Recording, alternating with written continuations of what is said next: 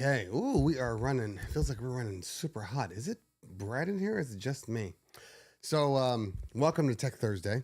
Uh, if you guys remember last week with all the fires, and I'm trying to clear my throat, just getting over a little bit of a cold.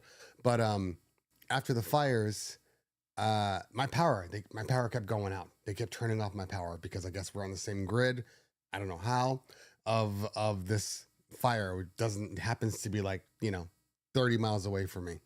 Anyway, my power kept going in and out, in and out. And to make a long story short, I go to turn on my big ass monitor. I had a 50-inch monitor right here. And I go to turn it on and it starts blinking. It's dead. It's dead. So I guess with all the on and off and on and off, I think it might have shorted out my my monitor. So now I had to take my other desk. There are two desks in this room. I have my work desk and then I have my show desk, which this might end up being my work desk. Who knows? Either way, I took the 42-inch. This could be a 50. I don't even know. I think it's a 42. I took this one from my desk and brought it over here. But it's a completely different panel, so everything looks funny. It's hard to kind of tell that I'm on. I'm looking at my monitor here. It looks good, but on the screen, it looks like trash. Of course, there was a surge protector. I have multiple surge protectors, but things happen. Anyway, so it's just hard to kind of determine what I'm looking at here. It's just very, very weird, but I'm glad to be here. This will not be a long show. Like I am like crisp right now, but it feels like I'm overexposed, but it doesn't look like that in my monitor, but it looks like that over here. So not quite sure. Not really going to mess around with it too much today. I can do one little thing here.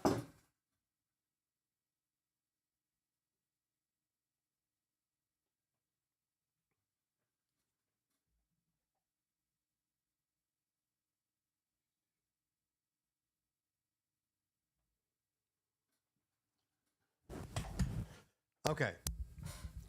Well, that feels too dark now.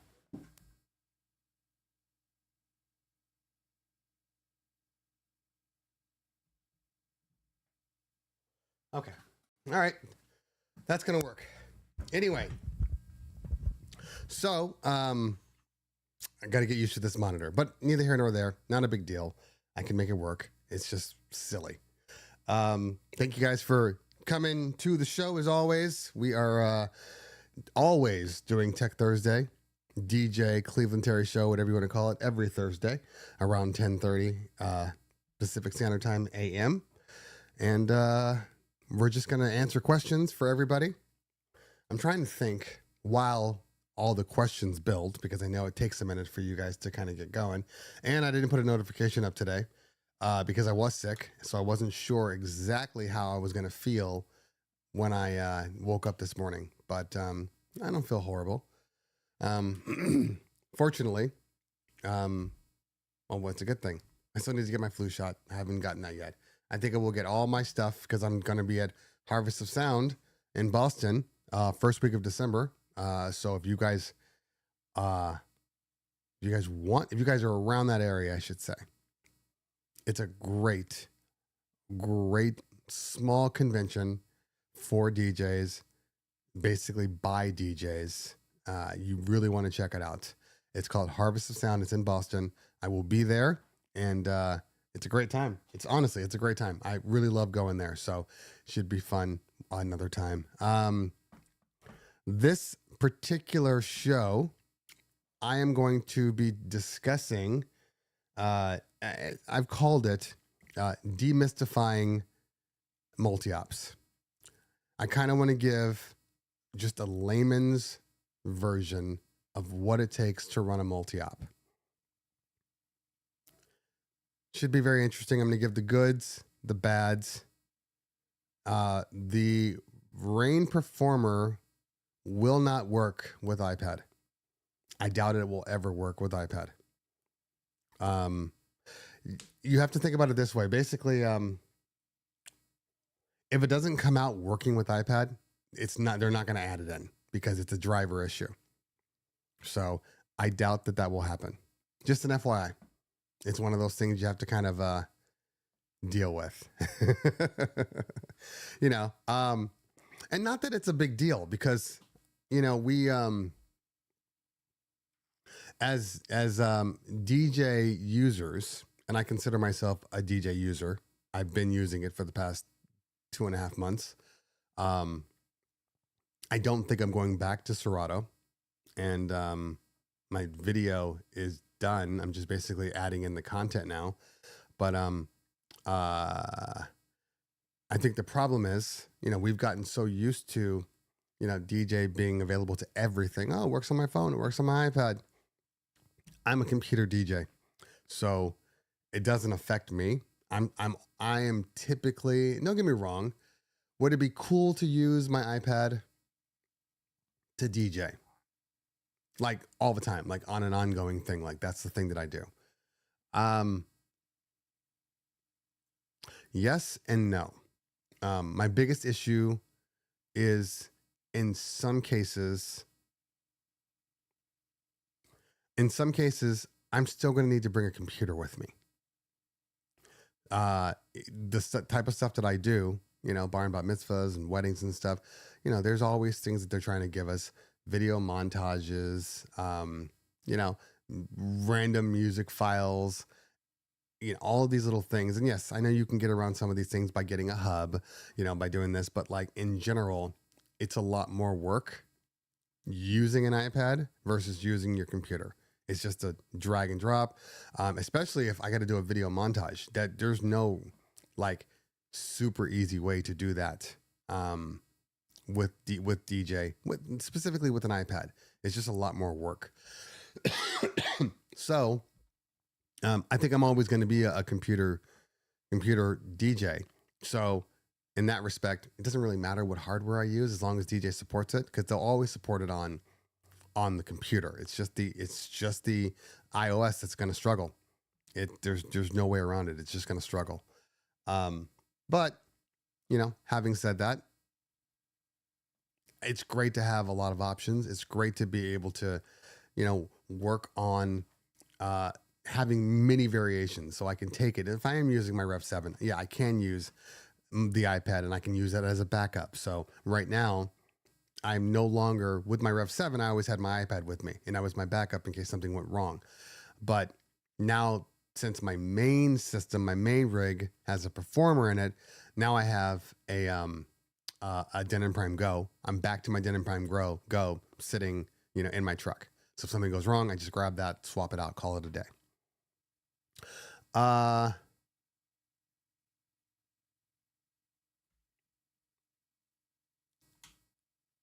That's different. That's different because there was always an option. I think the problem was getting everything to line up properly. But you still don't see. There's still plenty of iPad, especially with Pioneer. But there's plenty of gear that does not work with the iPad, and it has nothing to do with DJ. It has to do with the fact that you can't put drivers on an iPad. That's the issue. You can't put drivers on an iPad. So therefore, it's never going to work if that option is not there in the beginning. So, and to each their own. I mean, but yeah, because remember, the Flex, it wasn't that it came afterwards. It was that they were just delayed on everything. And it's real easy from a computer standpoint to just make it work. But neither here nor there. It's still a great program, and for the most part, we are in a position that technology for DJs is so good that we've forgotten that. I mean, literally 10 years ago, we weren't even thinking about using our iPads to DJ professionally. Now we can. I think I would still end up getting I think I would still require. I have my 10.5 iPad Pro. It's been great, and I've DJed with it on occasion. But I think I'd want to go upgrade to the 13, and DJ off of that. I would like something a little bigger, something easier to read a little bit. Like I don't know how people just DJ with their phones if they are. I mean, I don't think, I might be saying something stupid, but I think it would be harder to do an open format with your phone than it would be with your iPad or with your computer. You know, if you're just going down the line, I think you're fine. But if you got to jump around and search for things and pull things up, I would be so frustrated using just my phone. Now, in a pinch, in an emergency, absolutely. Absolutely. You know, but we're not talking about emergencies. I mean, in reality, I could use my phone on the Ref 7. I don't even need my iPad in reality, but I don't know about that, man. it's just I don't even, it's funny too. I think DJ might have not deleted itself, but put itself in hibernation mode. Let's see here. Can you not change here? Let me, where's my overhead? Where is my overhead? There we go. Is this the only layout?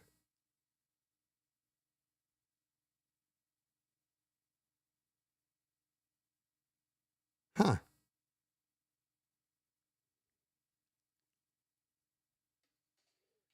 Don't want to get demonetized. So you can't even see, yeah, you can't even switch to the newer DJ layout unless it's in a setting that I don't know about. Look how small this is. I don't know how anybody could use that. Anyway. Okay.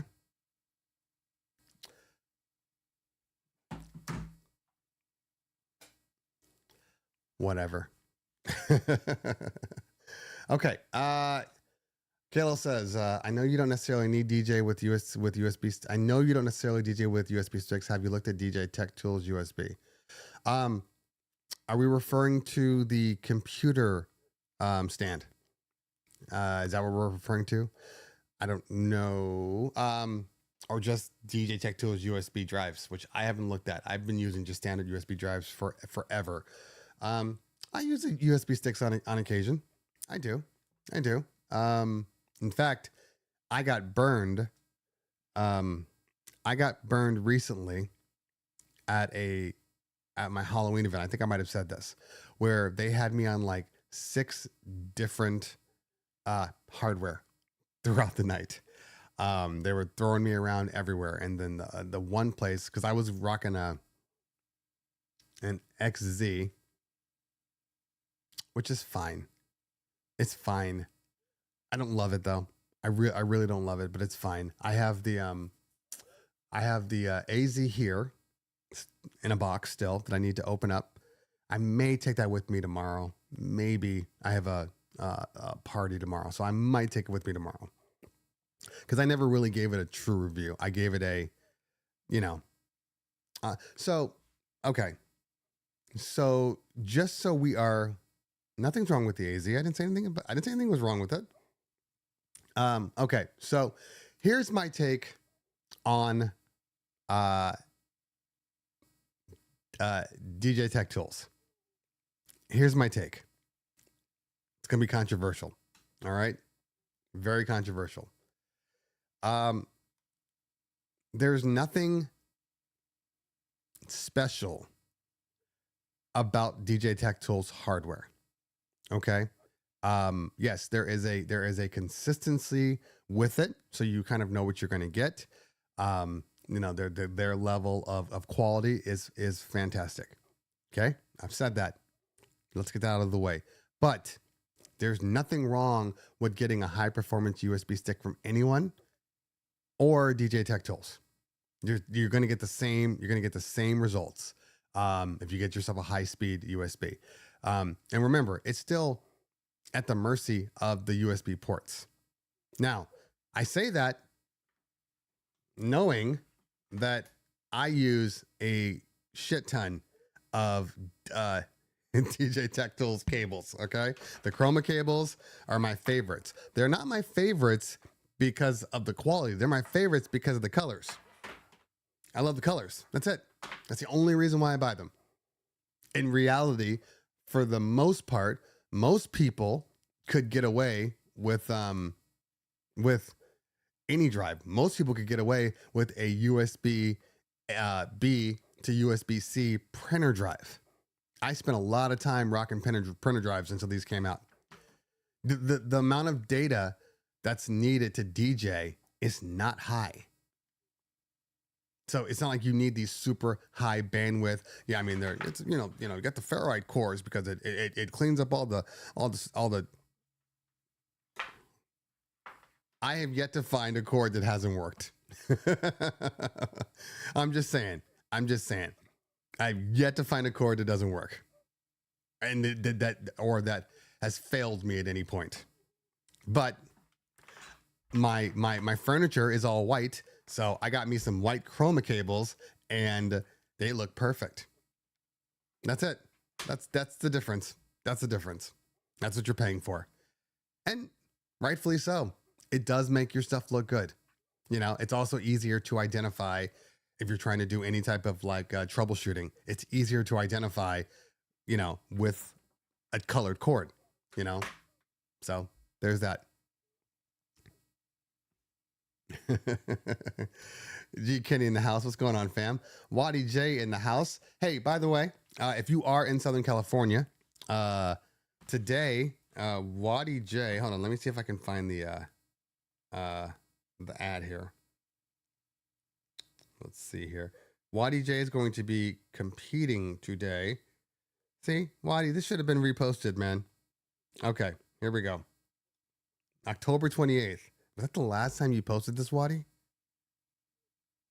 October 28th? We gotta talk, man. We gotta talk. Anyway, Waddy J is battling Devin Hype today. Tonight. It's being judged by Revolution. We know Revolution, Dynamics, and Young Hump. It's at Grandmaster Records today, off of La Cienega, 8 p.m. I'm telling you guys, you need to go. You need to go.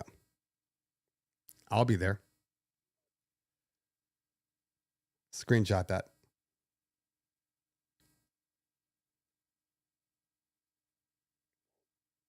You got it? That'll be tonight. Don't mess around. Don't mess around. Don't mess around. First off, I know what Waddy does.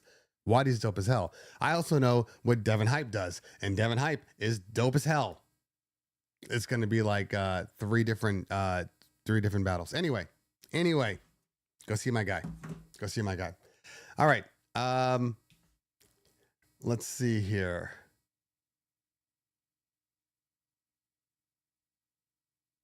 All right, let's see if you.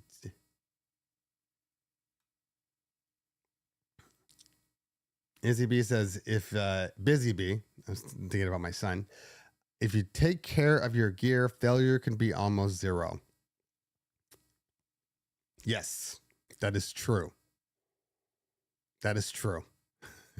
I'm not sure in what relation that has to do with the conversation we were having, but yes, that is true. Now, of course, you can still take care of your gear and gear fails. Failure points happen. I was just talking about my monitor. It was just sitting on a TV stand. One day it works, the next day it doesn't. It happens. But the one thing I will say is, in general, when I don't usually send my gear out, like my DJs can't use my gear, because every time they tend to use my gear, something comes back missing, broken, dinged up, and I'm just like, no, you can't use my stuff. We have lots of gear, and all of it has little variations of problems. Nothing to where you have to take it in to get fixed, but enough to where it's annoying as hell and I'm tired of spending money. So it is just one of those things that I think when you own your own gear, you treat it better. You just do. If it's not your gear, I mean, look, we've all done club work. Look at the gear. A lot of it is trash. It's not trash because the engineers trashed it. It's trash because the DJs trashed it. So nobody's going to care about somebody else's equipment like you care about your equipment, unfortunately. Okay. Let's see. Dovidas says, which one moving spotlight you recommend for light near dance floor if light is on tower and 2mm height? That's a lot of details right there. That's a lot of details. I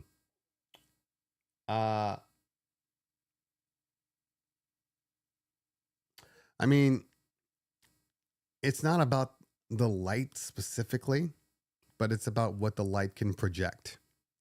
So if you have a mover, and I mean, I'll just throw out, because there's some that I like. There's some that I don't like, but let's just say you have a mover like, I don't know, one of like the Chauvets or like the Intimidators or something like that. Or even the ADJs. The issue is, at what level that they're shooting in your face and blinding people. That's one thing. Is it just a spot? I prefer to have a mover that has a prism effect. If the movers don't have prism effect, I don't like to use them because I like to use prism because prism opens up the light, giving you more surface area for the light. It's basically taking the one beam and then making 3 of them. So I prefer a mover with a prism on there, some variation of a prism. There is no one perfect light. I'm going to be dead honest with you. Dead honest with you. There's not one perfect light. I will probably be doing an update on like the Chauvet movers, the free spots. I'm slightly disappointed with the free spots. I thought they'd be better, but they're not. And there's a lot of reasons for it. One in particular is when they are running on battery power, you do have, I believe it's 3 options, but at least 2 options. Let me get rid of this. At least 2 options for power savings. And when you turn it on, the default is 4 hours.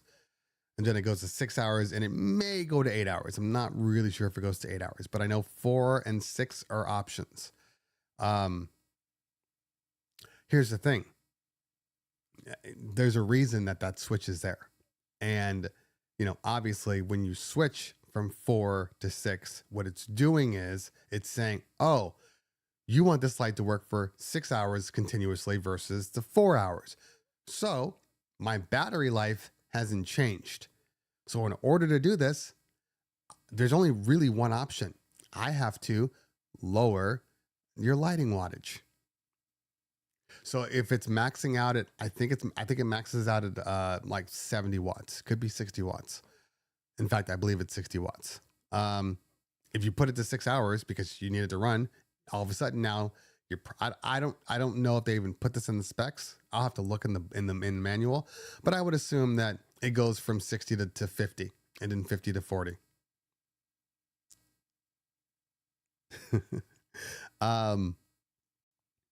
And then your light's not as bright. It's not bright enough to begin with.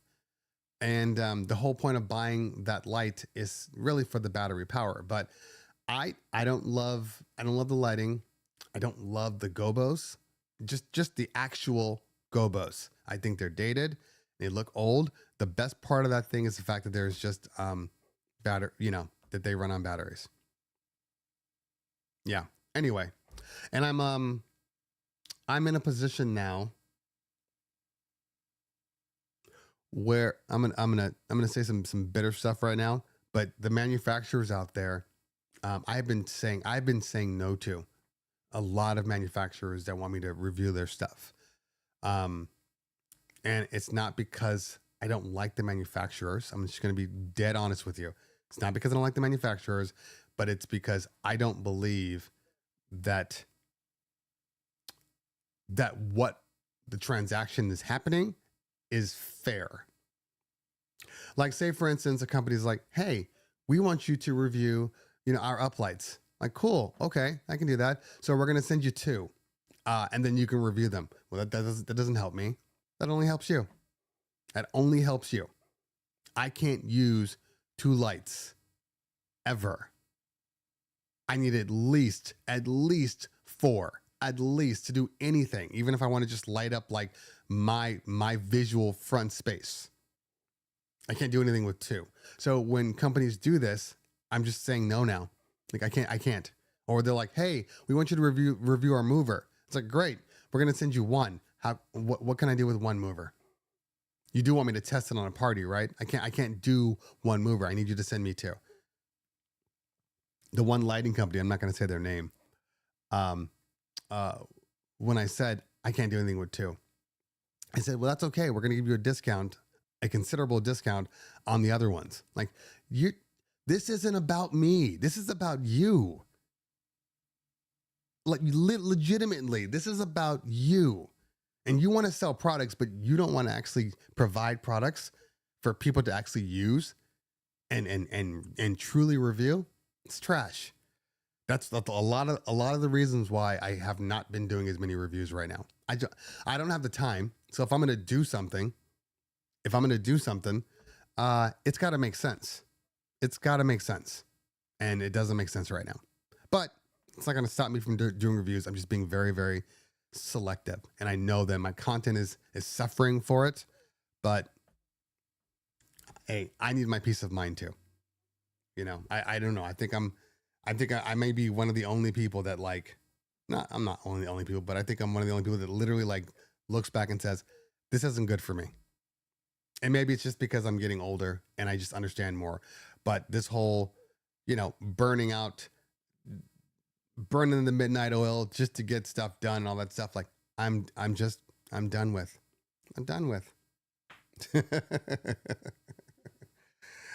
I know, first world problems. I should be charging them. Well, I mean, Kenny, actually, the argument is, I think it's fair if a company sends me a product, okay, any product, but they give me enough to actually use, like, on an ongoing basis. That's fair. If the product's good, we're both winning here. I'm going to use that product, and you're going to get a quality review. All right. So I am a big fan of that. But if I can't use it and I'm just going to throw it away anyway, or it's going to sit to the side because, I got 40 Chauvet uplights and then I have my overseas knockoff uplights. I got like 80 of those. What am I going to do with the 2 that you send me? Nothing. I'm not going to do anything with it. I'm not going to program 2 lights into my WMX. No. So anyway, people, they're getting more and more aggressive, assuming that you're going to want to do this stuff. And I'm not that guy. I mean, and don't send me, Kenny knows this, but I miss sometimes good product reviews because of all the trash product reviews that they're trying to send. Collaborations. We're going to give you this for free. And all we require is a 10-minute video. That's not free, then. It's not free. It's not free. And especially when your Amazon product is $110. Like, that's not equitable. No. So now anytime an Amazon product comes up, I click on the link just to see what it is, see if it's something that even I want to use. And then that's it. So many Amazon people, so many. Okay. DJ Dell says, any experience with Danny Mac's photo booth? Danny Mac's photo booth is just like Danny Mac's furniture. They do a really good job with their gear. They do a very good job. Look, every photo booth, every furniture people. I mean, look, the specs are always going to be the specs.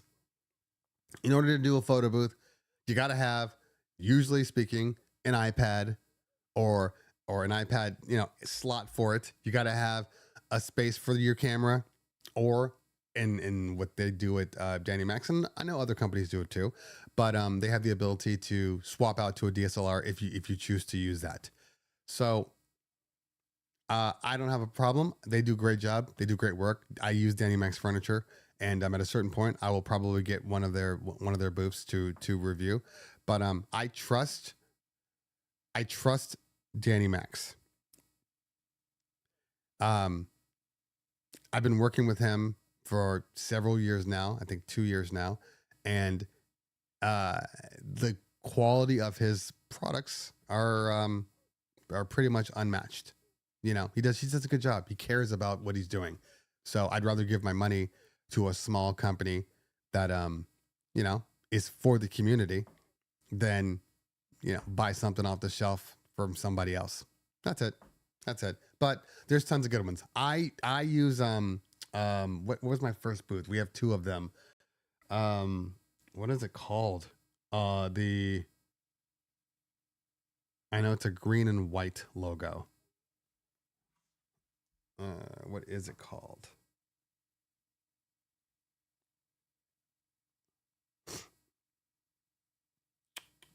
I know they send me emails on occasion. What is it called? I can't. No, not Humpter. They don't make photo booths yet. What is it called? Is it Luma booth? No.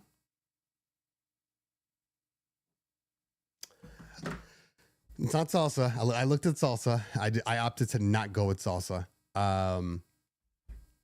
Moby booth. MOBI. Is that it? Moby booth? Yes, Moby booth. That's the one we use. It's been good for us. But like I said before, you know, if you're at Salsa, if you're doing Moby booth, if you go to the Mobile Entertainment Expo, which happens in February, that's the time I think you should buy one anyway. If you're in the area, go there, pick one up. You get them at reduced cost. It's good stuff.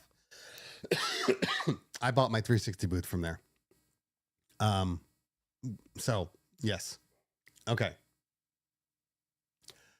Let's see here. Mixed Master G in the building. What is going on, fam? Good to see you.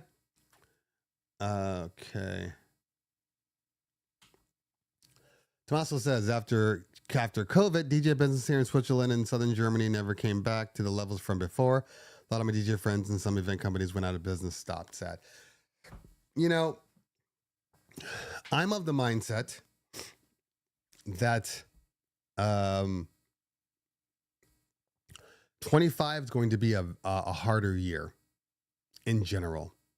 I mean, yes, we have bookings and those are happening, but I'm also seeing cancellations. I'm seeing postponements. I'm seeing you know, people that requested a brochure and now they're like, you know what, we decided not to do anything. Like I'm seeing more of that now. It's becoming really hard to have money to throw parties. I mean, that's just the fact of the matter.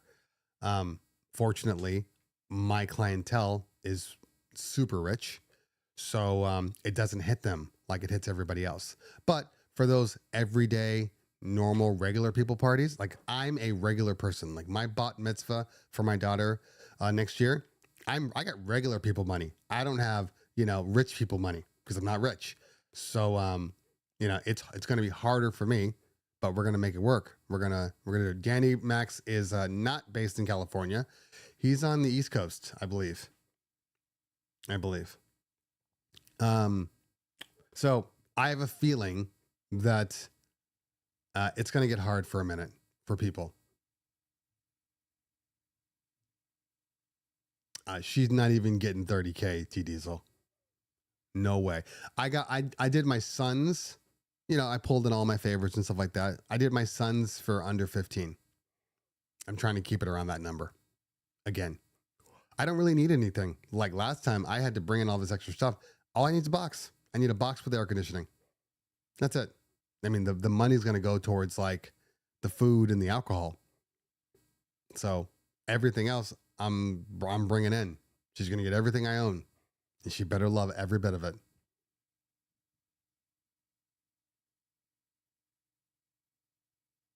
Sorry, I just heard some movement. Let me go check that real quick. Give me half a second here.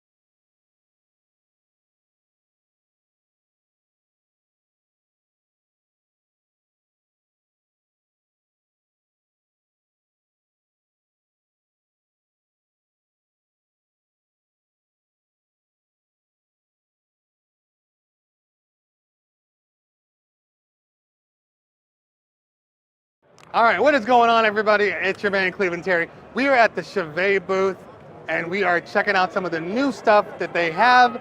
First off, I got to talk about this guy right here. You know what this is? This is the Gig Bar case. It is a hard case.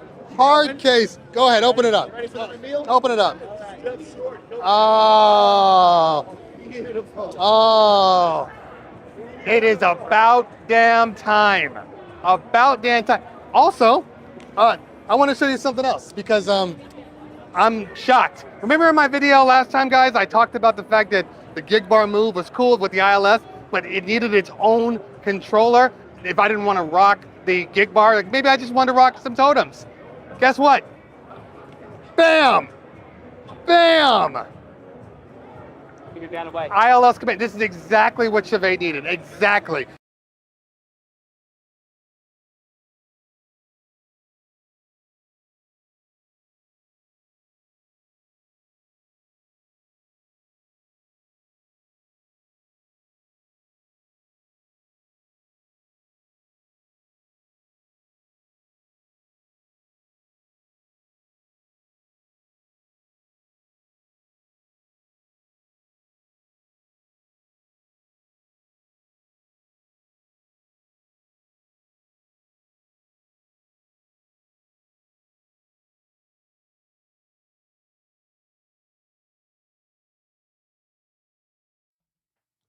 Okay. Sorry about that. I had to get something for my throat. So I decided I bought my wife an espresso for her birthday. So it's decaf. I don't drink, you know me, I don't drink regular coffee. So the foam is a nice touch. I'm not going to lie. That foam is a nice touch. Good job, Nespresso. I'm so bougie. I got foam, Nespresso. I have an Ember. I'm so bougie. I would have never done any of that for myself. I'm convinced that the majority of dudes would drink out of like a styrofoam cup every day if they could, if they didn't have wives. But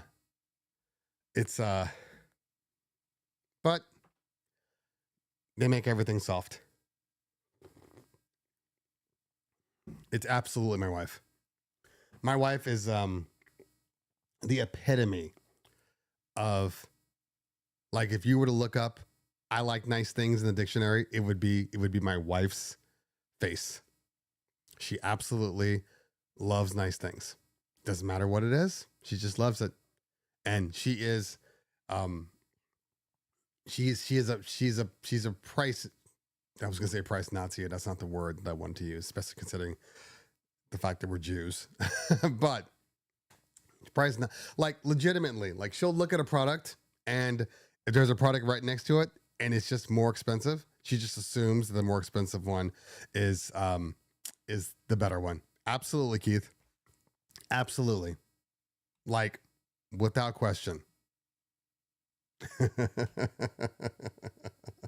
These are facts. These are absolute facts. Okay, let's see here. I find that in general, I mean, look, everybody's still doing bar mitzvahs. Everybody's still going to get married. I find what you're going to experience is, well, depending on your pricing and your price point, you're gonna have some people that just can't afford you, and they're just too expensive. So I'm not even gonna look at them. All right, but just dropping your prices doesn't solve the problem either, because now you're just, bringing yourself to another level. You're busier, but you're still potentially making less money. You're gonna have those people that were maybe on the cusp before. They're like, nope, I can't afford you. And then the next one you're going to experience is people are still booking, but they will book less stuff. You get what I'm saying?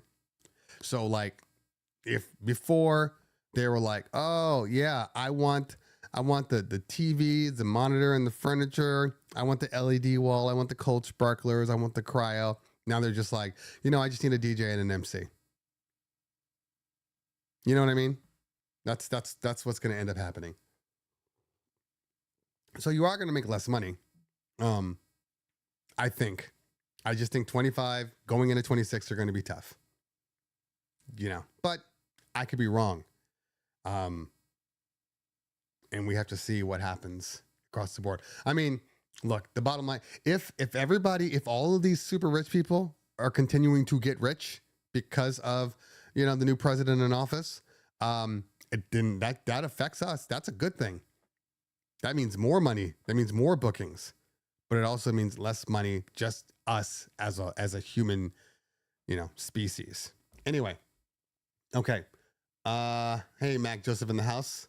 I'm just ignoring all of your posts.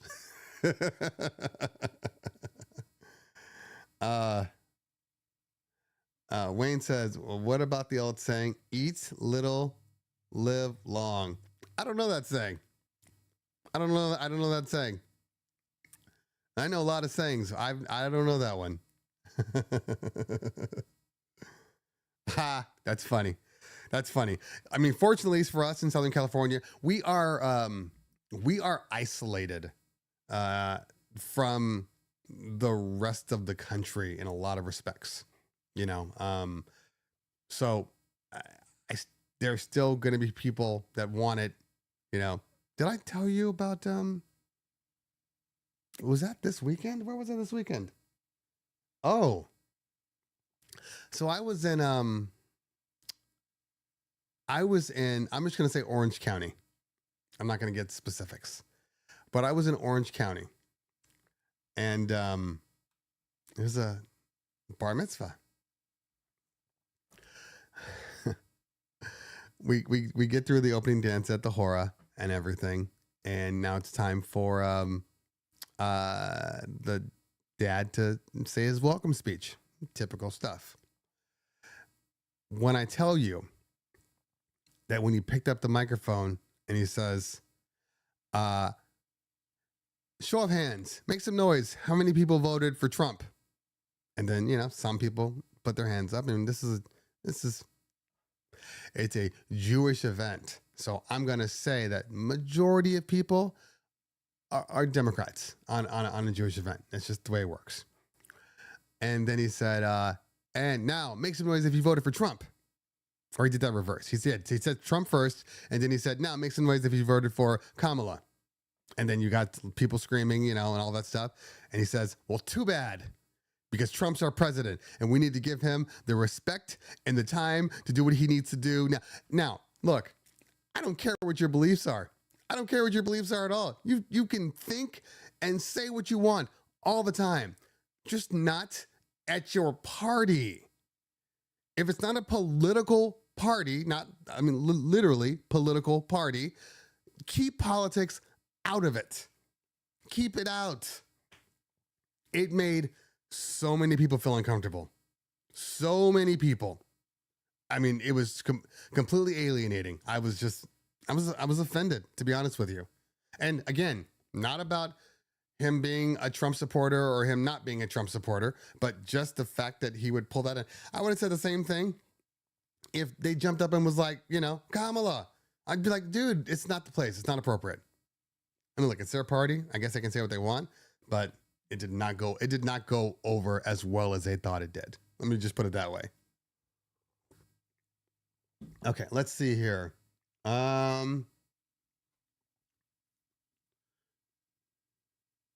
Let's see. Leslie Mixmasters giving out the hard facts. Hard facts. Such a shame about the AZ hardware issues. Was eyeing one to finally replace my classic TDJ 1000 setup and looking at the Prime 4 as well, but afraid I won't get used to the FX layout. Yeah. Look, I'm not dismissing your problems, okay? I'm not. So before I say what I'm going to say, please understand this. But I will say this. Pioneer DJ gets more love and hate than any other company out there. So when something goes wrong with Pioneer DJ, and something goes wrong with every manufacturer, every piece of gear, something goes wrong. Every piece of gear, they're going to ship out 1,000 units and you're going to get 10%. I think what is it? I think it's like 3 to 5%, which is like the acceptable rate across the board for anything that's defective. You're going to get that. You're going to get that. But there's nobody louder than Alpha Theta Pioneer DJ people. So the same thing that could happen to Rain, people jump down Pioneer's throat. But with Rain, a lot of they had major problems with several pieces of gear. It never got the same news that Pioneer DJ does. It's crazy. It's crazy. So yes, while I understand, I think in general, Pioneer's dead. I doubt Pioneer's dead. Pioneer can't be dead unless you have a true replacement for Pioneer DJ. So until that happens, they're not going to die. They're still going to be DJs. DJs are still fine. Look, you have to keep in mind here. We have to keep in mind that most club DJs and or touring DJs or whatever, they're used to just using basically 3 products, like 2 CDJs, maybe 4, and an A9, whatever mixer they're trying to use. Okay. It could be even an S11. I still think S11 and CDJ 3000s are like the perfect combination, neither here nor there. So they can't just do quick changes for that kind of stuff. It has to be slow. It has to be refinements, because these people that are used to it are used to a certain way of DJing. So they can't make big sweeping changes. Like Den and DJ can come out with something like, hey, look at this. And people will be like, oh, that's amazing. It's amazing. How many times do you see Den and DJ gear anywhere? Honestly, how many times do you see Den and DJ gear anywhere, any clubs, any place. So I'm not dismissing. I'm not saying that Denon makes crappy products. Denon makes great products, but doesn't change the fact that if you go to a club, you're either seeing CDJs or you're seeing Techniques 1200s. That's what you're usually seeing. So it's not going anywhere. And I think one of the reasons why it's not going anywhere is because I don't think Denon has done a good enough job really promoting their stuff. I don't think so. If it's as good, yeah, and PLXs too. You're right. There's one club that I use that uses the reloops, which are fine. I don't have a problem with them, except for the fact I hate, on the reloops specifically, their sidewalls on the turntable is super tall, and I hate the way it feels. It feels like my hands are higher than they need to be. But it's still a good turntable. I don't have any problems with it. It's just I don't like the way it's designed.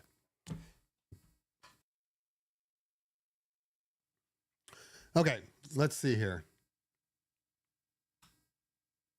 Yeah, exactly. That's what you're going to see. If you're not seeing CDJs, you're seeing all-in-ones of some variant. And the XDJ, it's the XDJ that I don't love. I don't love the XDJ. I used it. It was okay. Okay, let's see here.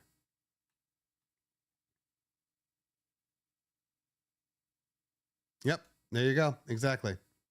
All right, let me go back up here real quick and see if I missed any questions. Biggie Small says, do you ever find yourself using stem split gig on your performer? No, I don't.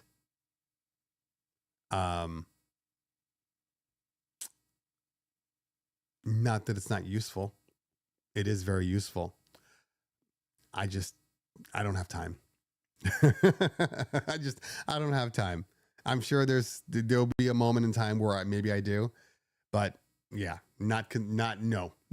In fact, I don't remember the last time I used stem split. It might have been, like the review, in all honesty. Anyway.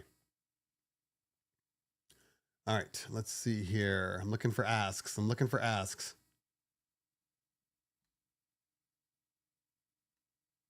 Okay. All right. I just saw one. Christian says, do you think we are getting some more new DJ gear before NAMM? And also, do you think Algoriddim DJ will ever release a perpetual copy of their software? No, I don't. They won't release a perpetual copy because that's never been their business model. So they're not going to change their business. It's under $100, guys.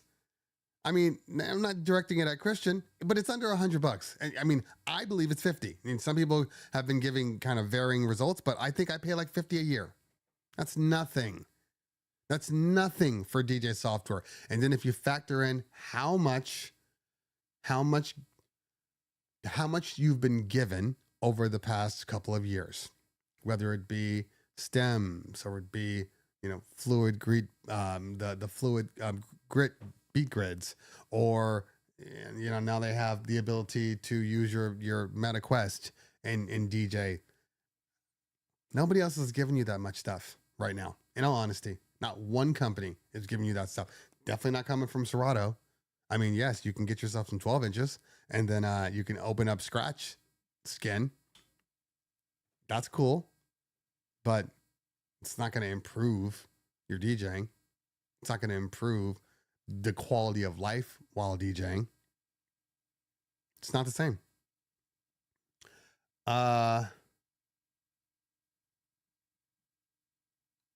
DJ Fitty in the house. Thank you for coming out today. Appreciate you. So here's my one thing, in all honesty. I don't use Flip a lot. I don't. But when I do use Flip, it's magical. So moving over to DJ and losing Flip, I was quite sad. Quite sad.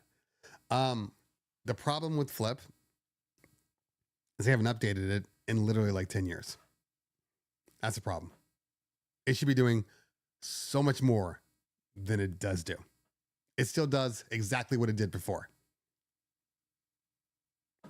Anyway, Harry, your Harry aunt.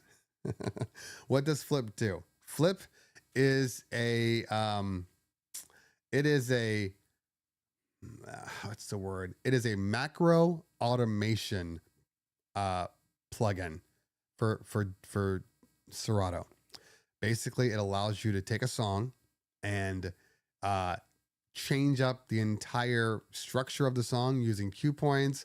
If you have dirty versions, you can record the sensor, and then it'll save that that reference file, and you can use it forever. So, like for instance, I have a couple of Biggie songs. I have a clean version and I have a dirty version. So I can just switch between the two, saving on file size, because now I don't have two versions of the track. The problem with DJ, and yeah, Flip remix songs, but come on, who's really doing that? In all honesty, I mean, I know that's how they sold it. That's not how they should have sold it. How I'm describing it is what most people will use it for. I need an intro beat in the beginning. Okay, now I need to censor out some stuff. You know what? For instance, if I'm doing like Holla Back Girl, maybe I'm playing the first chorus into the bananas part. I can make a flip that just plays straight through it without me having to hit a cue point. Now, that's fantastic, but they've done nothing new to it. Why can't I automatically mute my stems with Flip? Like that's the kind of stuff that I want to see DJ software offer me. That's the kind of stuff that needs. Okay.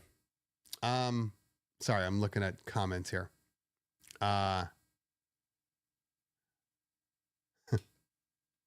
This comment right here.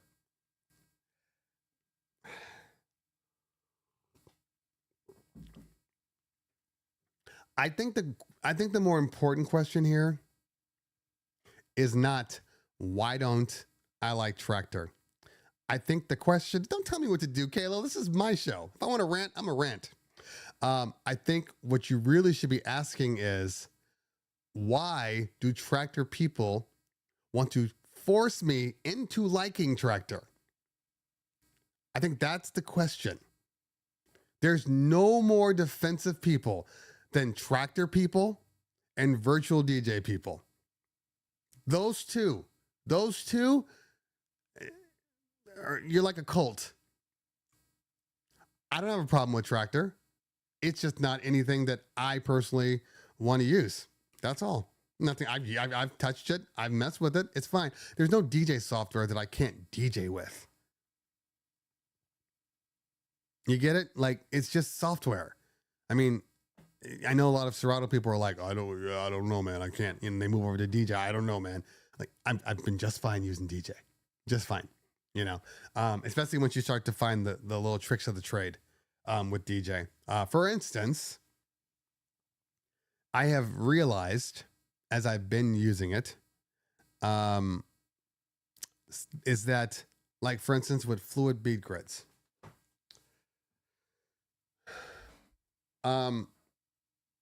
First off, in case you guys didn't know, from my research, fluid beat grids do not work unless you hit the sync button. If you're not using the sync button, it ignores the fluid beat bits, the fluid beat grids. I said greed beds. So I've gotten away from that double jump sometimes by just, if my sync's on and I go and it gives me that weird thing, I turn off the sync, the problem goes away. It's a sync related issue. So for most people, not going to be a big deal. Anyway, Tractor used to be dope. It's the same thing where people are like, why don't you use virtual DJ? If you complain about this stuff, why don't you use virtual DJ? I don't use virtual DJ because I don't prefer virtual DJ. I recognize that it's a great application. It's just not for me. It's just not for me. And that's okay. I mean, You use whatever gets you to DJ well. That's it. Okay, let's see here. Someone needs to have an AI program to clean songs. Well, first off, maybe I just knowing AI, it'll hallucinate and you'll have 50 times more curse words. This is the problem. AI still to this day still is not nowhere close to where it needs to be. It's still we got a lot of work to do. We have a lot of work to do. Mac Joseph says unless he's talking about music or DJ, let's see. Started working with the DJ company, but they gave me a broken mixer to use at a wedding ceremony. Should I stick with it? Well, I mean, okay, this is what I will say. Being a multi-op and knowing sometimes. If when you're kind of breaking down the day, right? Like let's say like this weekend I have 8 events. So as I'm breaking down the day, I'm trying to balance out all of my gear for the entire weekend. Okay. I'm trying to balance out making sure that I have the right DJ with the right MC, the right gear for the party itself, the ones that they paid for, but also, how many of them did I have? It could have been as simple as, they had 5 different parties with ceremony sound. And then you just got the worst one because that's all they had left. I'm just throwing stuff out there. I could be completely wrong. They could hate you. Okay. I'm just saying. But I would side more on they were probably just running out. I've had the same thing where we know it's like a client has asked for something and the next thing you know, you're looking at your books and you're like, oh my God, I got 4 clients that I sold this to. Okay. Let me figure out how I'm going to make this happen. Okay. You get the really good one because I know this client is super high maintenance, is going to talk trash if we don't have this. And you get the middle one. They're not going to complain. And these people don't even care. They don't even remember they booked it. So here, you take this one. It just depends. Okay.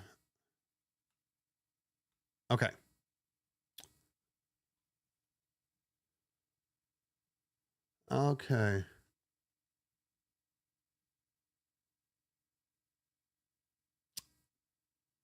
These are facts.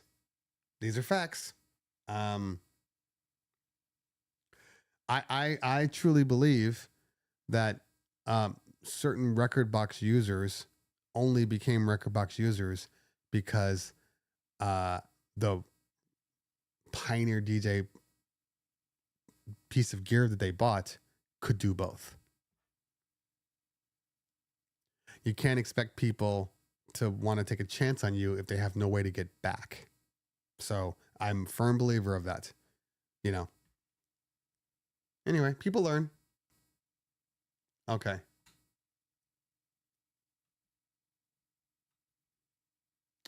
Hate the sync button. Never use it. Sorry. I grew up on turntables and I still use the sync button when on occasion.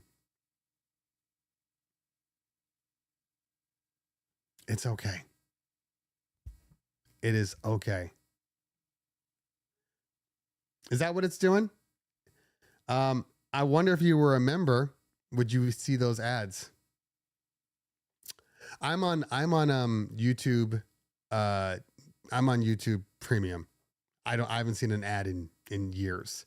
Every so often when I turn on my TV and I open up YouTube and I'm not logged in there and I see an ad, I'm like, what the I'm going to call somebody.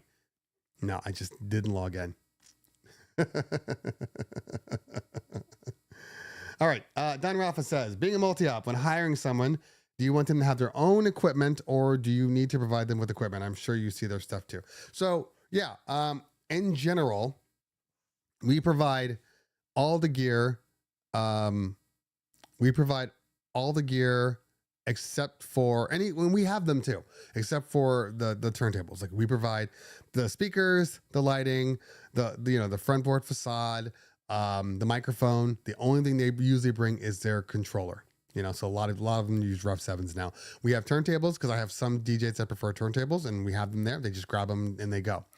But in general, yeah. Now I do have a couple of I want to say the ones that are like outside of the main DJs. You know, that we almost like a overflow that we use. If I know what gear they're using, then I'm okay with it. Like I have one guy in specifically. His stuff is pristine, you know, and every time we have an overflow, I know, like, just take your equipment. I know what you have. And I have one other DJ like that. Everybody else, usually their gear is trash. So the only time I let them use their own stuff is on super small events where it's like, oh, we just need two speakers, you know, it's a backyard party, bring your own stuff, you know, but for like our bar mitzvahs, we can't. They expect certain things. Okay.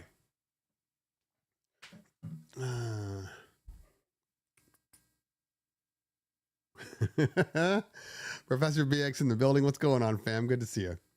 Well, what did I do? Here, let me see if I can all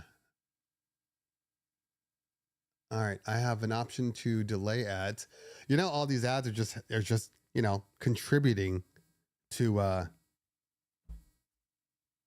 this time that I've dedicated to you. Remember, if you were watching a TV show and an ad came on, you'd go, hey, I'm gonna go to the bathroom real quick. Or, hey, I know that ad is paying for that TV show that I have come to enjoy. Now, if out of the 120 people that are currently on here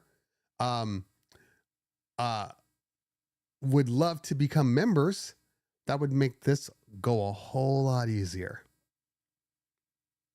That's all I'm saying. I got plenty of options here for memberships. Super chats work too.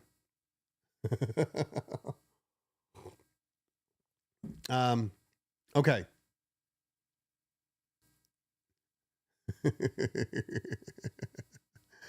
All DJs should have their own controller.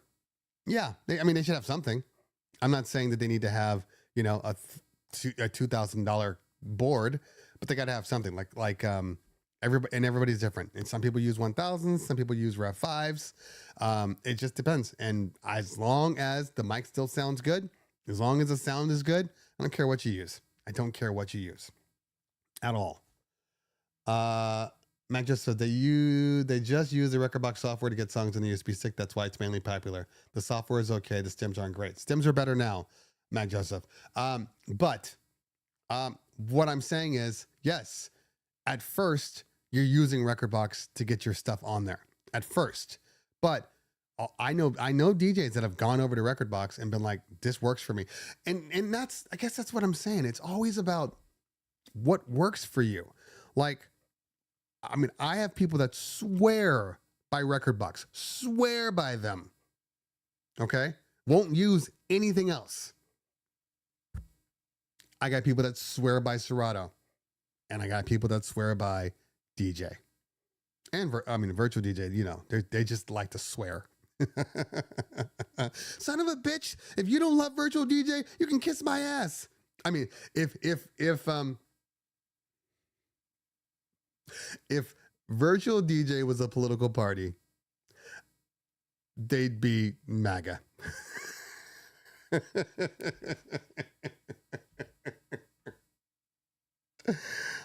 I could be the only one laughing at that, but I think it's funny. Thank you so much, Professor BX. Appreciate you. Nespresso money. Thank you. I absolutely do need that.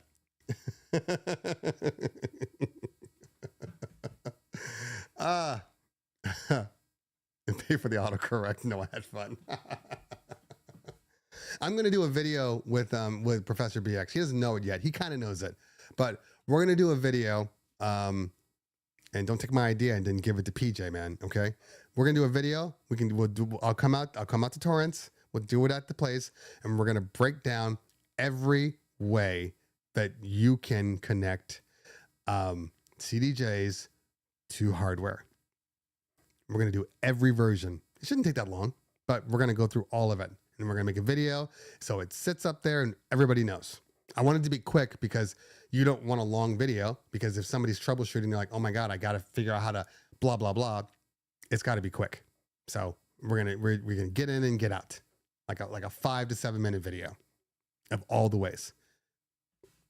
And maybe we'll even have like jump points.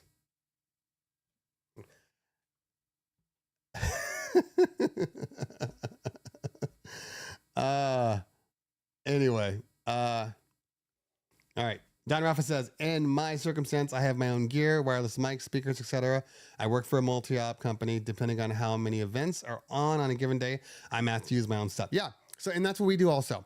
You know, if I have 10 or 12 events, and they're all like large, you know, obviously I only have so much gear. So I'm going to pass it off to the people I trust. Like, hey, I know you got good gear, use it. Because there's nothing worse than they're like, oh yeah, I have gear. And then like for when I had to show up at somebody's party to drop off something and the gear was trash. Now it was in a backyard, so it wasn't a big deal, but the gear was trash. And I was just like, okay, I got to check everybody. So now I make them literally provide me with like pictures and everything. Like, show me your setup. I need to know exactly what you're using.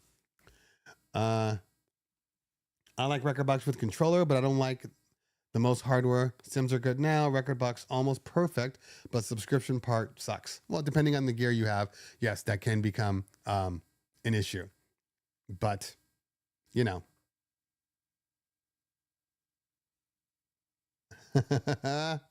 Exactly. I see all all of my subscribers are representing, and I appreciate you guys every month. Thank you.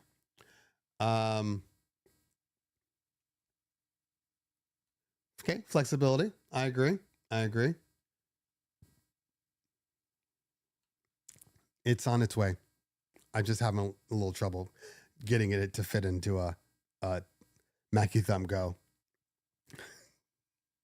So the drug mules, the dogs don't catch it.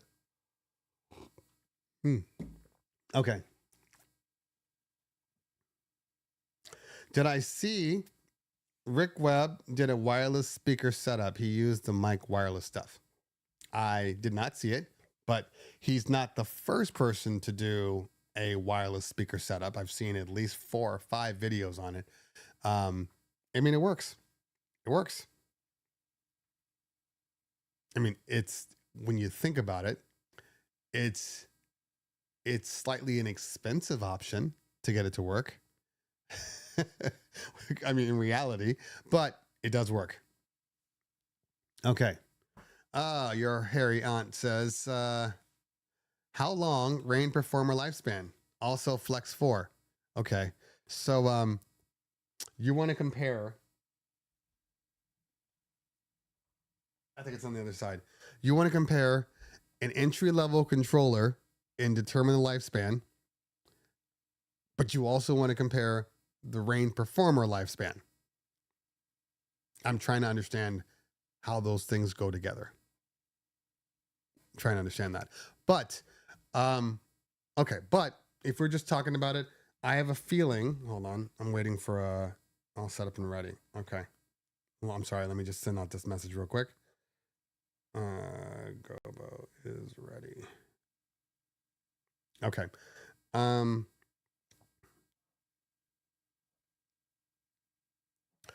Okay.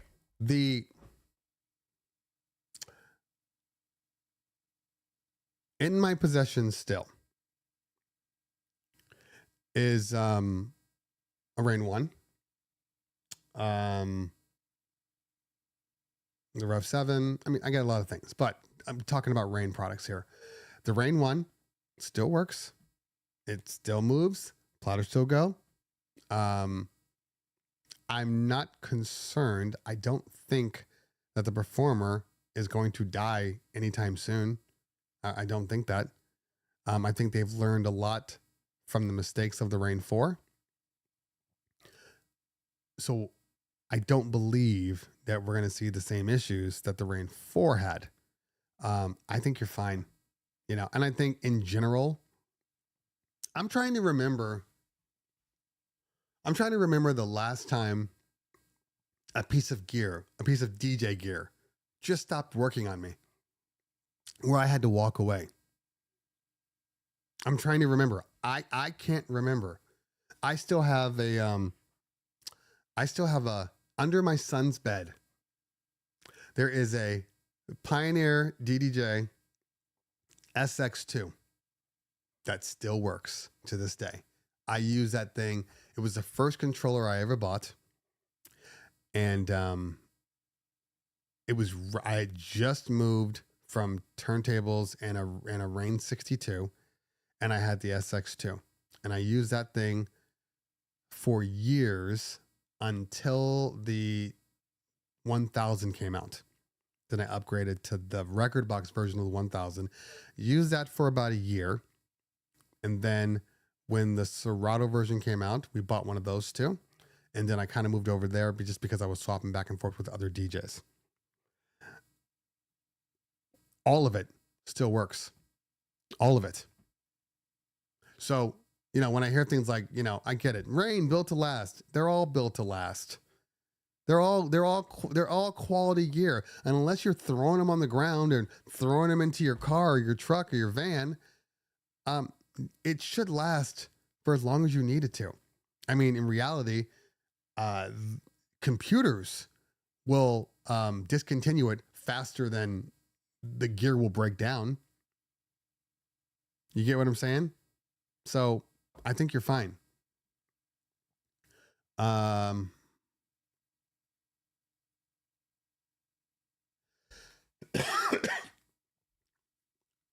Okay, let's see here. I wish Record Box worked with all hardware.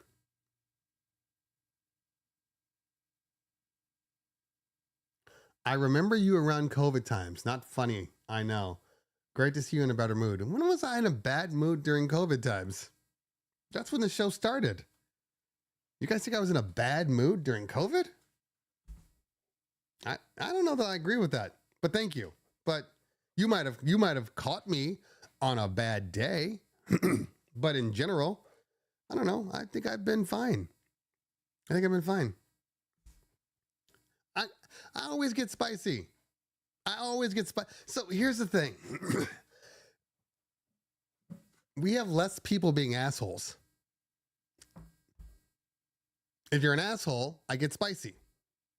That's it. I mean, honestly, that's it. Don't be an asshole. I won't be spicy. Don't say some dumb stuff. I won't call you out on your bullshit. That's it. I mean, I don't do well with just letting stuff go, especially on my own show. That does not happen. And I've actually, I'm trying to be a better person. I'm not saying I'm not a good person. I mean, that's not what I mean. I'm trying to let people just be dumb. You get what I'm saying? I used to feel like I needed to try to educate people. I'm done with it. So after the elections, everybody got stupid. They're still stupid. They're just, everybody's overly emotional and angry. And I'm just like, I am not going to spend the next 4 years being angry. I'm not going to do that. We just have to move on, and hope for the best, but I can't just sit there. Right now, my wife, the news has been on more over the last 3 or 4 days than ever before. Actually, since 2016. I don't want that. I want to be informed. I want to be knowledgeable, and I want to understand what's going on. But I don't want to be that just complaining all the time to nobody. If you want to complain, then you should work on trying to fix whatever it is that you have a problem with. So if something is going wrong, or something comes out, or a new law or whatever, figure out how to help. You get what I'm saying? Figure out, if you're going to be vocal, if you're going to complain, then you should be doing something about it. And the only way to get away from that just complaining, because people complain when they feel helpless. Okay? Not all the time, but typically speaking, complainers are the ones that are helpless. So if you can figure out a way to not be helpless, I feel like the complaining would disappear, because at least you're saying, I've done what I can to improve this world or this country. That's it. And that's how I am. So in general, when people are being stupid, I was driving into my temple. We had a meeting with our rabbi yesterday, and I took my kids to preschool there for like 15 years. Not preschool for 15 years, but like, my son went into preschool, and then he went into Jewish day school, whatever, to learn Hebrew, and then my daughter did the same thing. So it kind of never stopped. We're going up to meet the rabbi, and I go past the security checkpoint, and then I'm coming around, and I'm driving like 6 miles an hour. Okay. And I see the cop, because we have security guards, walks over to me, and he's like, hey man, can you do me a favor? We have kids around here, during the day. If you could, can you please slow down? And I'm like, what do you mean? I was driving 5 miles an hour. He goes, you were driving a little faster. Now, the old me would have said, no, I wasn't. And how dare you try to tell me I was? Blah, blah, blah, blah, blah. Okay? That's the old me. The new me is like, okay, I'll slow down next time. Now, that doesn't mean that every single person that tries to disrespect me, I'm going to let them get away with. But if there's something that, like, if it goes one way or the other, is it going to change anything? Then I don't do it. I'm trying not to do it. That's it. And we should all be this way. That's it. We should all be this way. It should be about, I think we've always forgotten how to be nice people. Again, not politicals aside, nice people. Are you a truly nice person? That's what I want.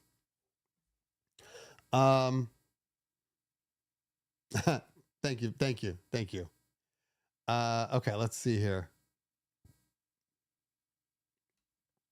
Thank you so much. Great music will make this country better again. Well, that depends on who you ask. Because there's a lot of people that say country music is the end all. And I can't stand country music. So it won't be great for me. So it just depends. All right, let's see here. Do you prefer buying DJ hardware online or in person? Partially depends on the location. Okay, so I'm not the normal person, obviously, because typically if I want to check out a product, I just call the manufacturer or call my retail guy and say, send me one. So I'm a little different. However, before it, I think it's important that you touch and feel it somewhere, whether it be at places like NAM, Mobile Entertainment, DJ Expo, Harvest of Sound, like all of those things. I think being able to touch and feel product is how you decide whether you're going to buy it or not. Because there's lots of gear that comes out that looks great, and then you get it, you're like, oh my God, it's too big, it's too small, it's this, it's that. You always have reasons why you either love it or you hate it. So I think it's important. Now, if you can't, I get it. I personally, for the most part, buy online. I buy everything online. And I'm actually trying to get away from the big guy, the Amazon. I'm trying to buy from other people and not Amazon, but Amazon's just so easy. It's so easy. Like because for me, if I'm buying a product, usually speaking, I need that product like now. So, I mean, I know that like people like, Zounds, American Musical. I mean, they're all pretty fast in shipping, but like, there's nothing faster than like I order right now and it comes tomorrow. Like, it doesn't get much faster than that, and it's all for free. So, but I'm trying to get away from Jeff Bezos. I'm trying to get away from him. Anyway, let's see here. I saw a question here.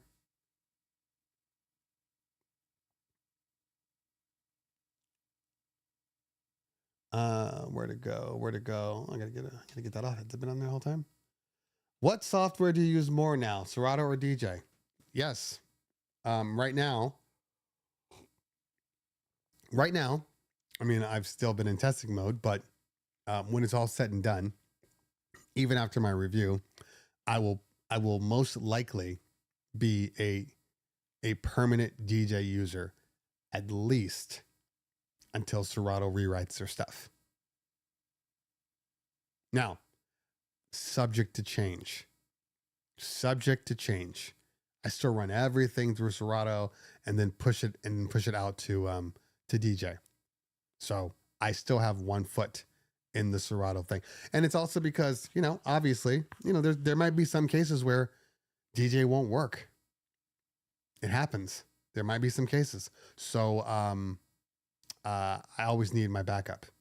But I'm kind of a DJ guy. They really need to change the name. They really need to change the name.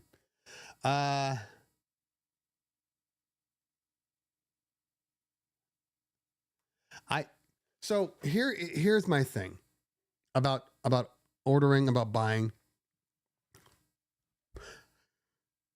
I'm all for buying at mom and pop shops. Okay. I'm a mom and pop DJ company, even though, we are successful.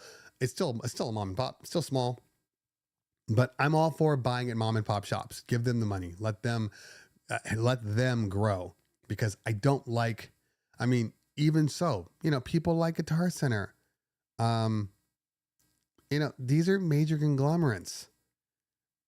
I don't feel anything when I'm buying at Guitar Center. And in general, they're overpriced. In general. Like, if I'm just trying to buy some cheap speaker poles, the amount that they charge at Guitar Center versus what they charge online is night and day. So to me, Guitar Center is an oh shit tax. It's an oh shit tax, meaning you get to your party and you're like, oh shit, I forgot something and I'm too far away to get back to grab it. So I'm going to run to Guitar Center and buy something, and I'm going to pay more than I need to, but I know they have it. That's what Guitar Center is to me. There, as somebody had said earlier, their demo section is trash.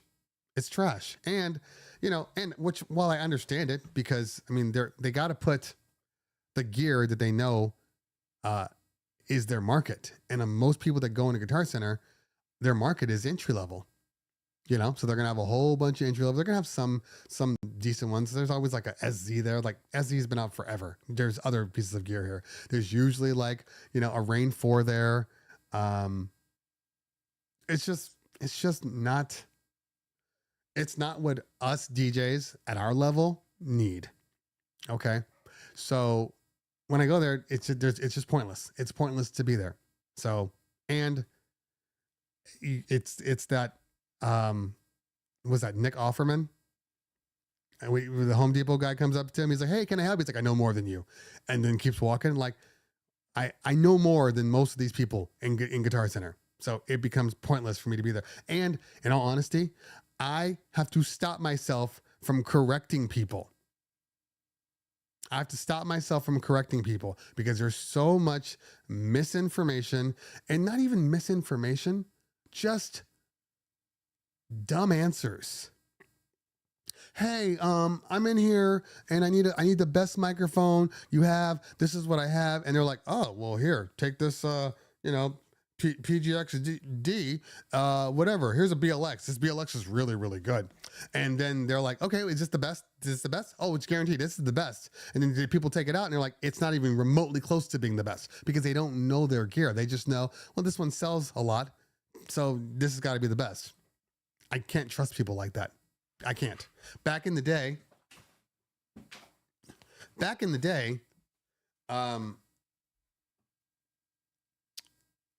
the people that worked there were actually musicians, like working musicians. So when you go into the guitar room, it's like, major guitar players that are doing this part-time while they're touring or, you know, doing concerts at night. That doesn't exist anymore. So I don't see a purpose in going in there and asking questions. Just go in there and buy what you need and get out. But I would never take anybody's opinion as valid at Guitar Center.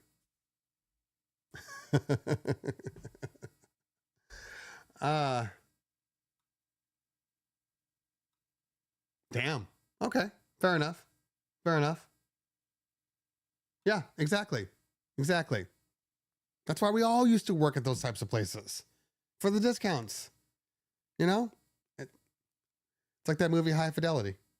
Like they're record lovers, so they want to be in a record shop where they can listen to the music they love. Okay, today I am done at 12:30. I'm not gonna go any longer than that, because I have stuff to do.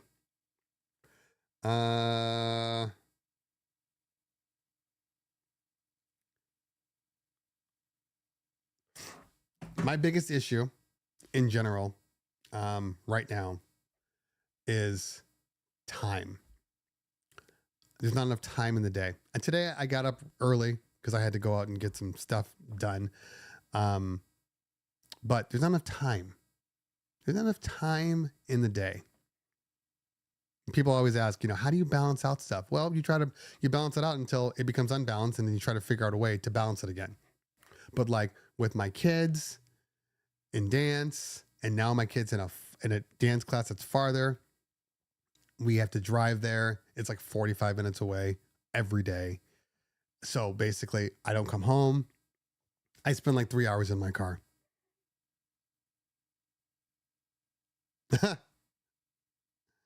That's funny. That's because it's a great movie. It is a great movie. So I just haven't had time. And the weird thing is when you're here, I do most of my work at home, although that might change. Now that I have the Meta Quest, I'm experiencing things that like I didn't think that I really cared about. Like I didn't think that I would find myself wanting to use virtual reality. I never thought about that until I received them. Now I bought this thing called Immersed, and it has, you know, 3 displays from my Mac that I can do. It brings my Mac keyboard up so I can see what's going on. Like there's this little things where I'm like, I could probably just work from anywhere on these big ass displays in my car, you know, just working, getting stuff done. I'm actually going to take it to Boston. So when I'm on the plane, I'm going to put in my in-ears, I'm going to put on my Meta, and I'm going to disappear for a couple of hours. That's the plan anyway. You think that would be weird? You think the people next to me are going to think I'm strange?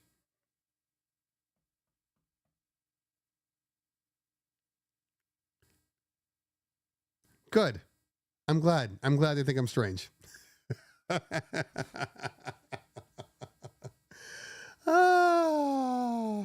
I'm glad. Because I'm never going to see these people again. I hope they take a picture of me doing this. Because you know what? I'm getting stuff done. And I think that's the issue here. I'm getting stuff done. You know, I was watching this one guy talking about his Apple Vision Pro. He still uses it. And he was like, I love my Apple Vision Pro. And I was like, okay, why? You know, he goes, because I travel all the time.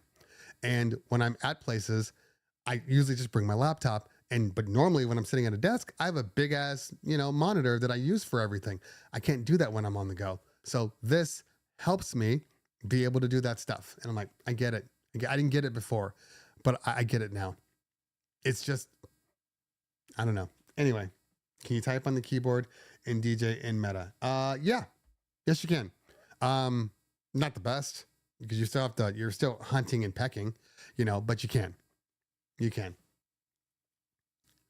All right, let's see here.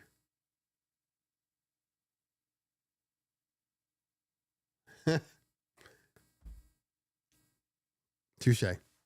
Touche. As long as you're not watching porn, I think you'll be fine. I think you'll be fine. I mean, I'll just write it off as my office. I can write the whole thing off. One day, if my kids don't keep killing me financially. Okay.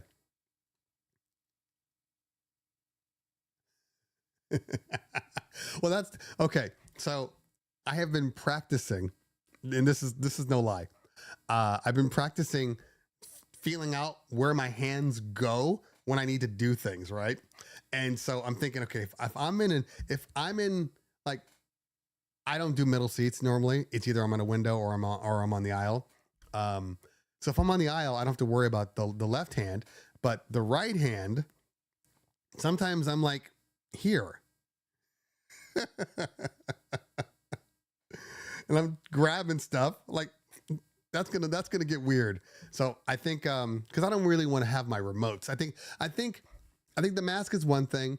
I think the remotes are another thing entirely. I don't know, something about having all the gear just feels like a lot. It feels like a lot. I'm not gonna lie. But yeah, because the seats are only like they're like this big. I mean, like my arms end up on the seat rests like this. So yeah, just right here.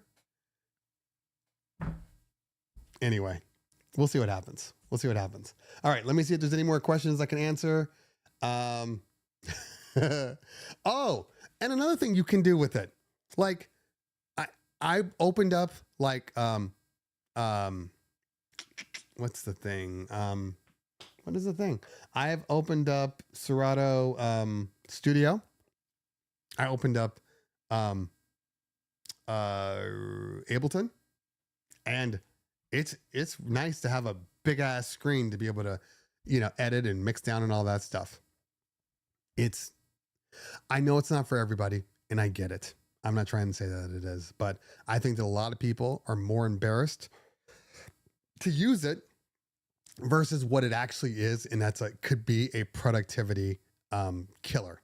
Like I just think people are just afraid of how it looks when the glasses finally do come, like the Meta glasses, the real ones. I think you'll see a lot more people using it. A lot more people. Okay. This is a silly question. Heartbeat. It's a silly question because it's an unfair question. Because now we're saying that like if I'm in a position where I can only use Mixmaster. There's a program called Immersed. It's basically virtual. I looked at the virtual desktop. I used it for a minute, but it only does the single screen unless you have multiple monitors up, and then it will take if you have monitors plugged into your desktop. Immersed makes virtual desktops for you, so you actually have them. So that's why I chose Immersed over the Meta virtual desktop and over the virtual desktop because it was just more expensive. We need wireless USB for DJ equipment. Why? Are you that far away from your DJ equipment? Are you that far where you need wireless? Are we talking about audio? Well, you said wireless USB. Like, are we there? I mean, okay. Anyway, back to Heartbeat's question. It's an unfair question because that would never really be the case. Like, I just ran out of money. And I'm just like, I can't upgrade. I'm not allowed to. Like, it's unrealistic. But I'm going to go with one controller that does all in any capacity. That would still be my Rev 7. And the reasons for it being my Rev 7 are very simple.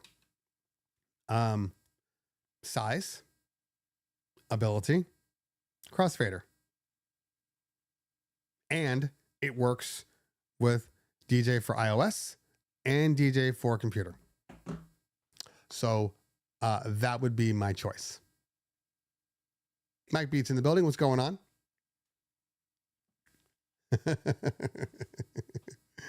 Yeah, it'd be a Rev 7. I mean, in all honesty, because like even with like the Rain Performer, the Rain Performer is a great piece of gear, and I use it. It's in my furniture. But we can't not be ignorant to the fact that a lot of this stuff was taken from the Rev 7. Doesn't mean the Rain Performer is any worse, but the facts are that's just facts. So, and I personally, if the Rain Performer was not in my furniture, so that's just one slightly heavier roller box that I got to take around with me, right? Like I have the Rain Performer in a glide bag, or I have the Rain Performer in a soft bag. It would drive me crazy. It would drive me crazy. It is a big device. So that's why. That's why I choose the Rev 7. Okay. Distance on the Wave 8 wireless. Oh God. From point A to point B, I don't know. I don't remember exactly, but it's at least. Oh man. I tested one from the corner of my office. I don't know. You got to look at the, I don't remember the actual specs, but I do know this, that the specs that they give you on like the description is accurate. That's what I know. Okay. Rain 1 worth $800 in 2024. Would you take the T7? I would not take the T7 over the Rain 1. Okay. Still, even though the Rain 1 is more expensive, it has more ins and outs. It has a better sound card and a better microphone output. So I would still choose the Rain 1 over T7. Now, if they could come up with a T7 Pro, different story. Walls create a problem to a certain extent. I mean, if they're drywall, you're usually fine. But if it's like an actual, brick wall, I mean, because we're still talking about reflections, it's still going to bounce off things to get to, where it is it wants to go. So sometimes walls are actually a good thing. But in general, anything hard, you're going to have problems with. I like the echo out on the Rev 7. Okay. I mean, the Rain Performer has a good echo out too. It does.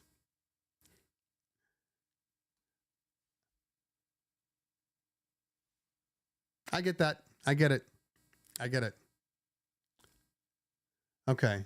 Now that DJ equipment is using USB-C, can you get those magnetic USB cables? I haven't tried. That's a good question. I don't see why not.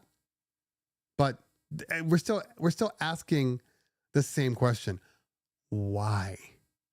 Why would you want to make it easier for your cords to pop out of your device?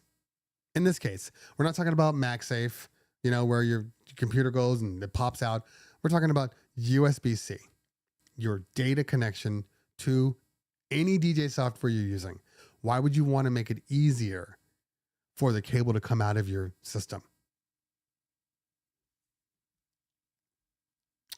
All right, couple more minutes.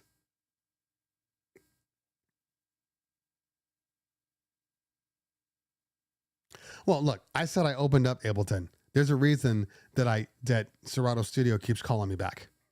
There's an absolute reason.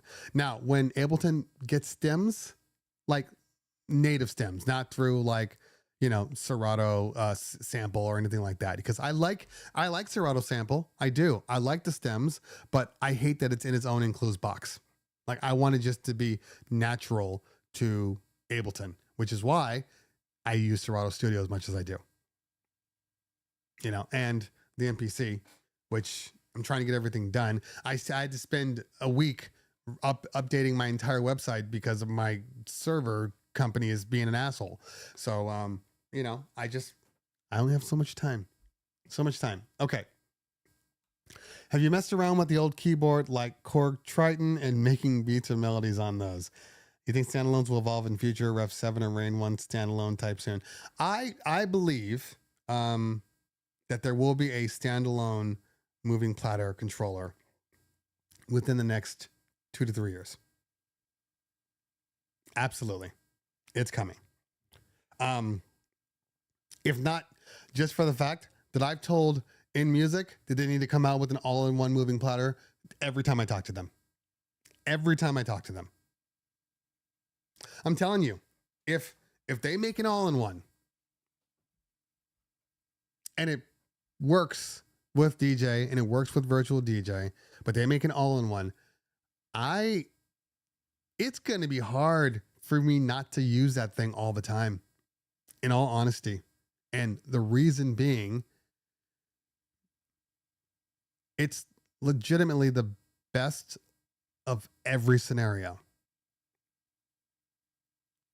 I get all my music in there. Now I don't have to think about it. I don't have to think about, having to even bring my computer, only if I'm showing a montage or something like that. Like, I don't know, man. Oh, man, Pablo. Okay, let's see here.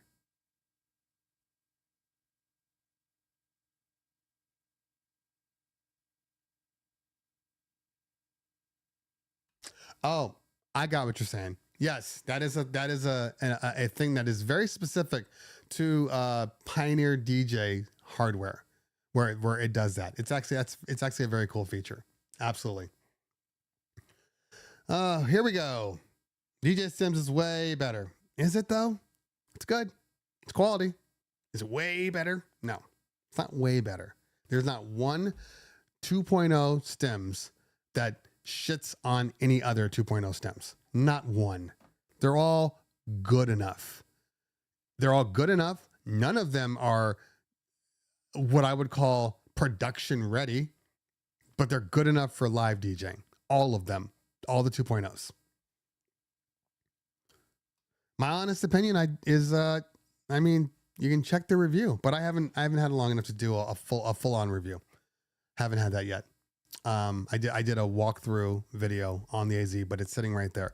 I just got to figure out, again, it's a big controller. I got to figure out when I want to take this out. That's it.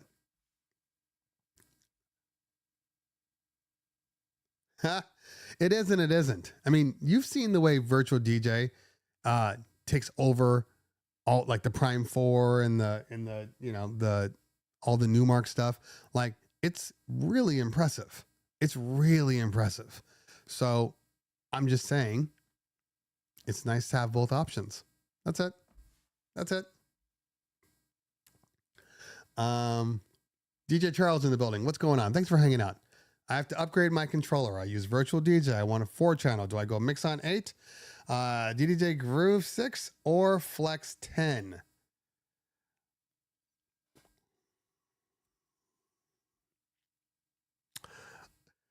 In my opinion, we're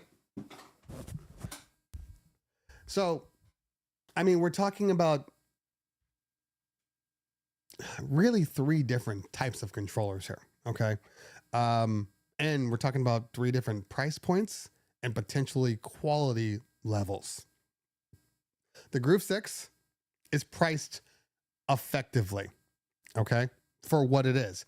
It's a mid entry level controller. You can use it, you can take it out, but it's still mid entry level. It's a very good controller. It's what the Flex 6 should have been when it first was released, but mid entry. The Flex 10 is a serious controller. It is a professional DJ controller. The Mixon 8 is a professional DJ controller, but in my opinion, it's an outdated professional DJ controller. It works. And if you're using iPad, if you're using iOS, it's one of the best out there. It's one of the best out there. But if you're not, and you care about, sound quality, you care about feature rich components, just intuitive layouts, the Flex 10 is a better choice out of the 3 you listed here. And that's just an opinion. But I personally, logistical style said I would avoid the Mix-Line 8. I have a hard time with anything that takes 2 years to release after it's been announced. It was dated when it was released. So more power to you.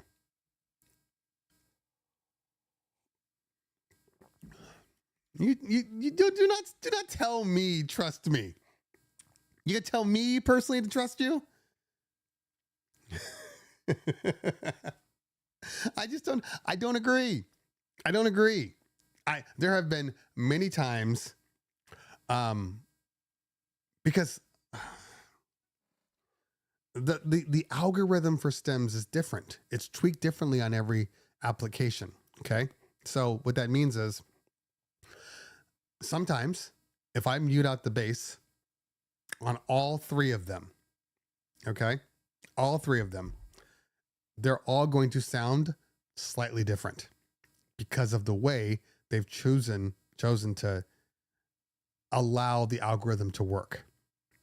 So depending on what it is that you're stemming out affects how they sound.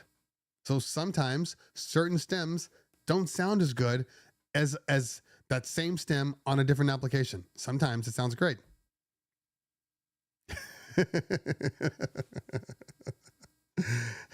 Mid-tier, better than entry, not as good as the professional. It's mid-tier. I know they just bastardized the word mid. So I don't agree with stems. I think stems in general, if it's 2.0, they're all solid.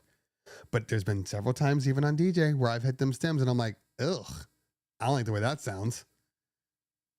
And I know how it sounds on the other one. DJ also messes with my brain a little bit.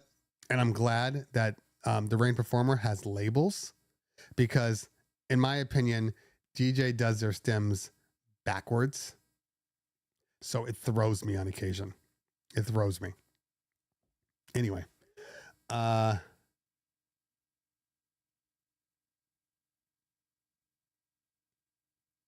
Okay, let's see here. Last question.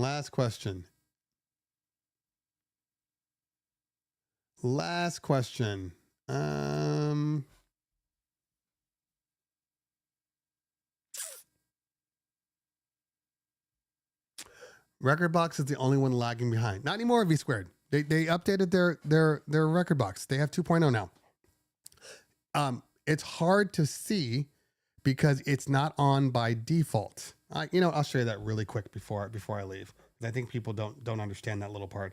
So give me half a second. All right, guys, what's going on, everybody? It's your man, Cleveland Terry. I wanted to just do a quick video about this new unit. It's not out yet. It doesn't come out until July 31st. It hits market. I have pre-order it pretty soon, though. All right, so this is Tim. This is the man, runs this thing. They came out with an amazing product. I haven't tested it yet, but based upon what I'm seeing, this is one of those to beat.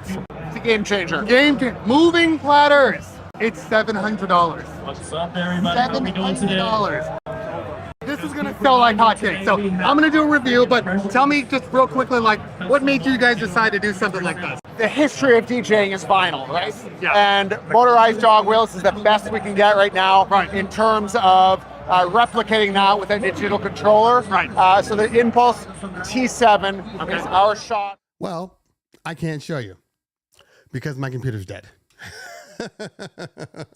So, yeah, I had my hard drive in here and I guess it just slowly just sapped the life out of it. And I gotta plug it in to charge it. And I don't have all the time for that. Let's see if this little 5-volt will charge my computer here. It's going to take a minute. So, the answer is, yes, there is a way I think it's I know it's in the on my video for Flex 6. I actually have the whole breakdown of how you get to the stems in Rekordbox and activating it.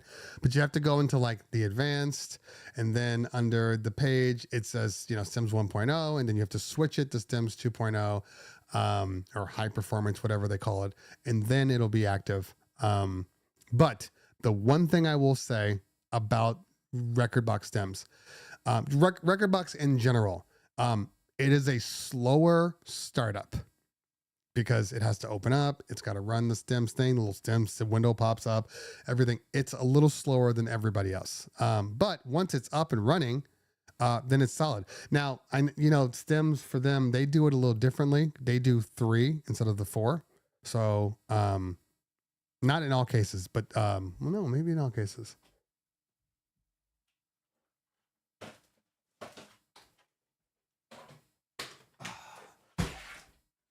Okay, I'm gonna break stuff here.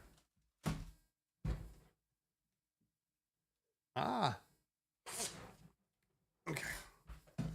Break something. All right, what am I stepping on here? What's blinking?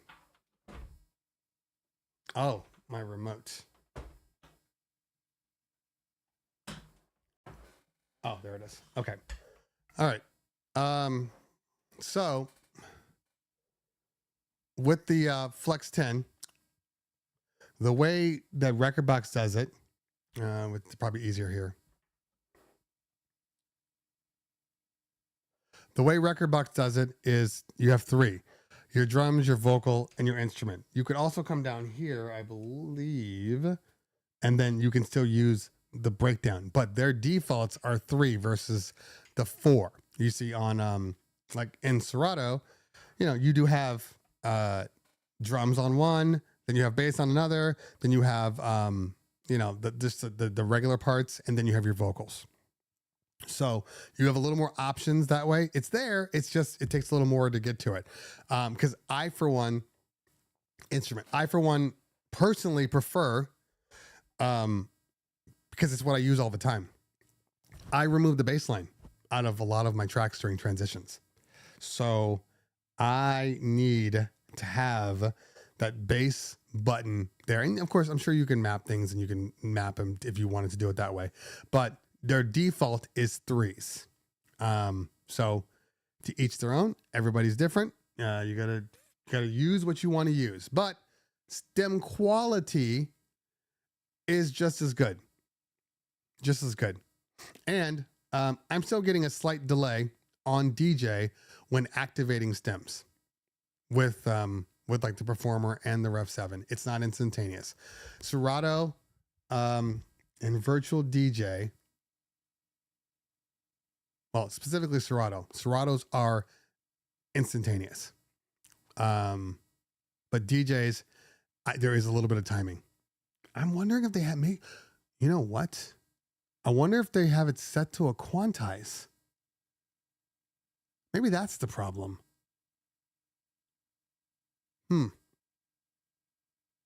It could be the buttons on a quantize. I'll have to see. I have a lot of little issues and complaints for DJ that could make DJ a better system. Just in general, that I will that I'm going to be mapping out, because I truly believe that, DJ could be the go-to software for most people. And I say most people, not virtual DJ people, just most people. Everybody outside of virtual DJ. I think most people would be very happy using DJ. And once they can figure out a way to make the sync, whether it be cloud sync or whatnot, whenever they find a way to be able to do that and make it clean. So, for instance, I can open up my phone and my entire database from my computer is sitting on here. It doesn't have to be on here, but I at least need to be able to stream from my iOS device or, for my iOS, either one, my iPad or my iPhone. And I should be able to go in here and modify files, all that stuff. I should be able to change playlists and all that stuff right from my phone. The way that I know, and even Pioneer DJ's one does that. And that one's not even that good. But at least you do have the ability to go in there and move some stuff around. So it could end up being fantastic. It really could. If they're willing to listen. Because remember, even though it's always been a DJ program, I don't believe that they started out thinking that this was going to become a professional software.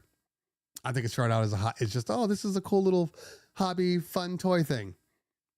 I don't think they had the intention of turning it into a full-fledged DJ software. But they're there now. So when you become a full-fledged, there's some things on there that have to work across the board. Oh, I know, Mixmaster. I know. But look, we never said that engine was always, I mean, you know what I'm saying. I would put more stock in DJ coming up with that option before engine does, in all honesty. And then there's Serato, who is just being Serato. And I haven't talked about Serato in a while. I think they might be a little mad at me. Not in a, I hate you as a person type mad at me, but more like oh, I see he's gone over to the DJ side. Because I'm getting less conversations with my Serato peeps. I'm sure when NAMM comes back around, they will have plenty of opportunity to like bring, hey, you're going to be there. Hey, we got this. Hey, blah, blah, blah. Yeah, Mixmaster. That's my problem right there. This is my problem. I need it to just take where my music is, take my directory, everything that is currently in DJ, and throw the reference in the cloud. That's all I want. Or allow me to add it into there under a locked database in the cloud, whether it be Google Drive or Apple or whatever, and now I can refer to it and I can stream my music down. You wish your record pool would buy Serato? Why? I think that would be the worst thing. I don't know, man. I don't foresee any record pool out there that would have the capital to buy Serato. I don't think there's anybody out there. And what would they know about Serato? Serato knows what they need, but I truly believe Serato needs an influx of cash. That's it. I think they need somebody to come in there and be like, hey, here you go. Here's $500,000. Update it. I think that's what they need. And we all run through the same thing. We're running through this right now, even with my company, where we're like, oh, we want to get, this LED floor and all that stuff, but like, okay, we're not really selling it right now, but we need it in order to sell it. But it's a lot of money. And then we end up just sitting on this. We need to buy it, but we don't buy it. Same situation, I think, is going on with Serato. I think that in order to get it done faster, they need more manpower, which means they need more money. Anyway. Yeah, exactly.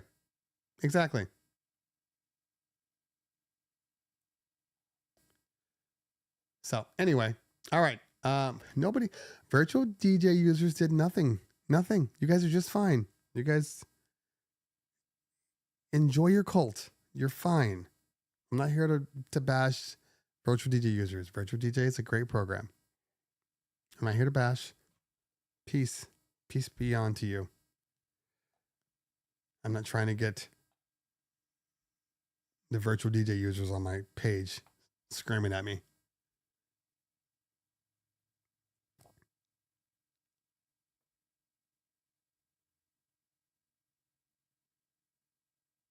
So if Serato has a 3-second delay on yours, it sounds like it's more about, okay, so it sounds like it's your processor, because if you load a track, load it and then hit stems. I get almost instantaneous, but I'm also on a super fast computer. So it sounds like because it's got to buffer in first. It's got to buffer in, analyze, and then release. So it sounds to me like it's just your computer that's making it slow there, in all honesty. And I'm not talking about that. I'm fine with loading a song and having to wait a couple seconds to get stems to work. That's fine. My issue is it doesn't matter with DJ. You could have the whole song loaded and you're only stemming out the last, 16 beats. When you press the button, there is like a quarter to half second delay in when the stems come on. So I would even say it's almost like a half beat, because if I hit it, it's like, doom, doom, doom. If I do it on that, by the time do comes back, it's right on beat.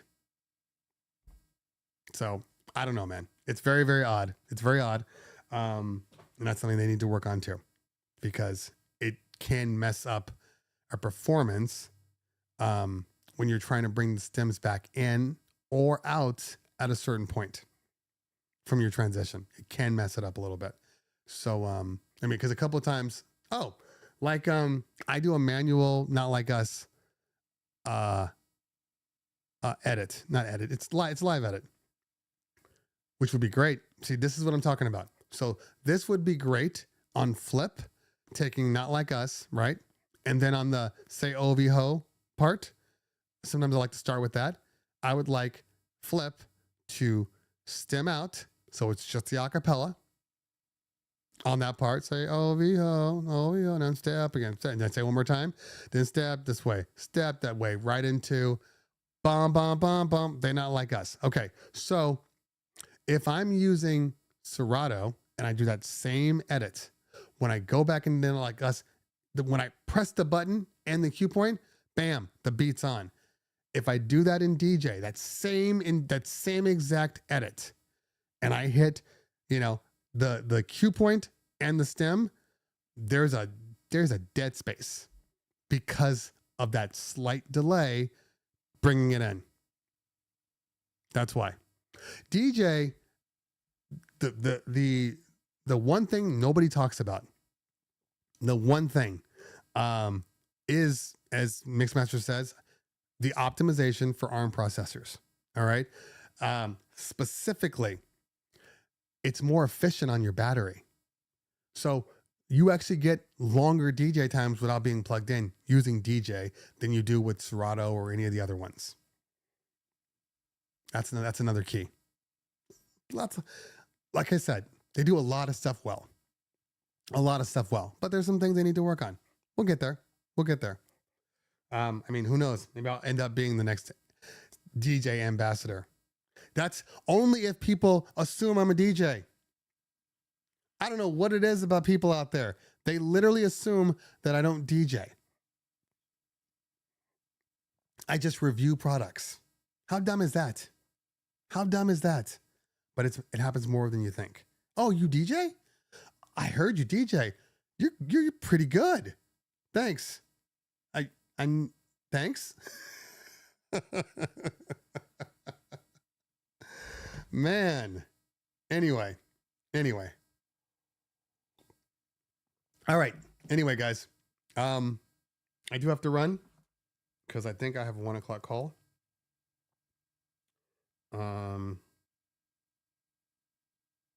Wait a minute. Do I not have any calls today? I'm very excited if I don't have any calls today. I might have turned it off because I thought I was doing a corporate event in Vegas today. Oh, does that mean I just get a chance to sit down and work on all my videos and all my projects? Oh, I'm so happy. I'm so happy about that. Jay Book in the building. What's going on, fam? Thank you so much. Hey, I got the wisdom glasses on. So the funny thing is I've always worn glasses because I have an astigmatism. So in case you don't know what astigmatism is, basically it just means that you have trouble focusing. Like you never truly focus when you're looking at something. So, you know, like if I'm reading something on here, I'll know that it says CT, I'm digging the glasses. I know it because I know the shapes and everything, but like it will be a little blurry. The glasses stop the astigmatism. And the fact I'm just getting older. So my eyes are just not as good as they used to be, but I've always worn glasses. But I finally picked them up, and yeah, so far so good. I like them. I like them. Not too aggressive, but still strong. I like a strong frame. Okay. You have time to release a DJ review, maybe. The first video I have, the first DJ one that's coming up right now is for Meta. That's the first one. And see, this is okay. Last thing I'm going to say, and then I'm going to get out. This is what I'm saying when I'm talking about reviewing product, because as I review product, that initial review, that initial messing around with it, there's tons of stuff that you don't see. There's tons of stuff that you're like, oh, I didn't know it did that, or I didn't know it did that. And as I've been working, specifically working in Meta, in the, you know, and on the Quest 3, I've learned that there's some things that they can do to improve. Like for instance, when you go into virtual mode on the Quest, and it brings up the virtual, you know, 360 background, it opens up a bounding box right around here. So it'll open up a bounding box, right? Now, that bounding box is fixed from what I've seen. And more importantly, it's not locked. So I've been using this software called Immersed, and you can move that box to wherever your keyboard is. In my case, I have it on my laptop. But what they have that I didn't know you could do, there's a little button on the side. It's a lock button. You press that button, bam, it doesn't move anymore. But with DJ, as I'm DJing, my hands find a way to move the bounding box. So I got to redo that stuff, which is very, very annoying. So there's little things that they can do to tweak it. They still need stems. They got to figure out how to put stems in there. I think it's very, very important. I know you can't use stems with Apple Music, but if I put my local stuff on there, that shouldn't be a problem. But anyway, we'll get there. So many things. All right. Anyway, people, thank you all for hanging out today. I appreciate you. I think we got up to about 125 people today, which was not bad. I'm happy with anywhere between, 115 to like 185. I'm trying to get above 200. I think we have the potential there. I think the show is valuable enough for more people to be here and watching it. I know I get a lot of people that watch it after the fact. I know that. But it's nice to have, a good amount of people on the show, and it helps with all the questions. You can get audio files on Mixmaster. That was easy. It's easy once you download the Android app. There's a little Android app, and it sits in your dock. You open it up. When you plug in your into your MetaQuest, when you plug it in, a box pops up, but it's really, really fast. So I think a lot of people are getting confused about that. A little box pops up, just like on Windows, that says, hey, USB drive connected. What do you want to do with it? You click on it, and then it activates it. And all you have to do is move your files into the music folder. That's it. And you can literally create folders in there and then move it in. Like I created adult playlists and EDM. And then you can just drag and drop. It's very, very simple, but you need that app. And apparently that app is hard to find. I actually had to get my app from Mojax because I couldn't find it. He's like, oh, I found it on Reddit somewhere. So he gave me the link for it. So if you need the same thing, just let me know. Just text me. And I can get it to you if you need it. But it works well. It works well. We still have to deal with the fact that now, if we were talking about wireless USB, using a Meta using a Quest or anything, wireless USB would be fantastic for that. Absolutely.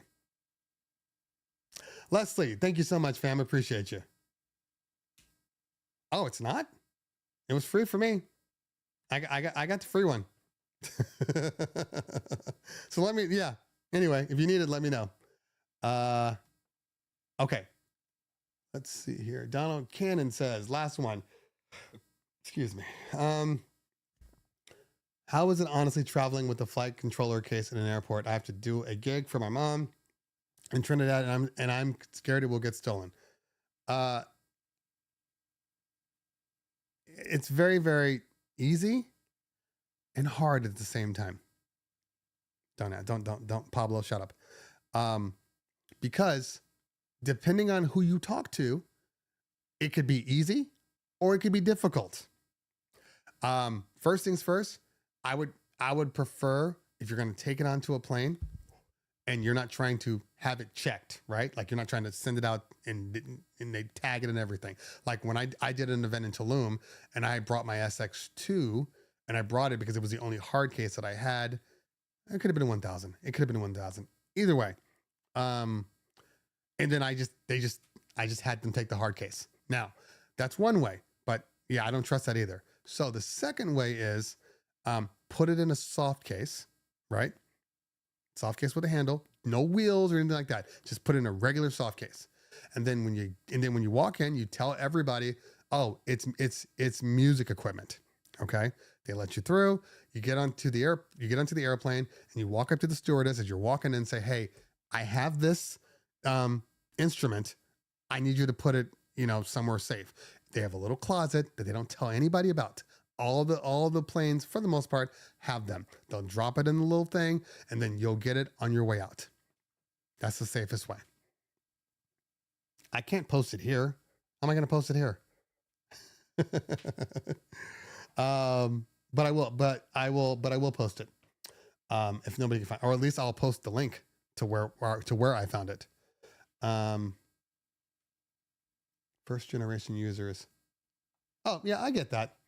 8 gigs is limiting, but it's not the end of the world. I mean, you can get a lot of music on, with 8 gigs.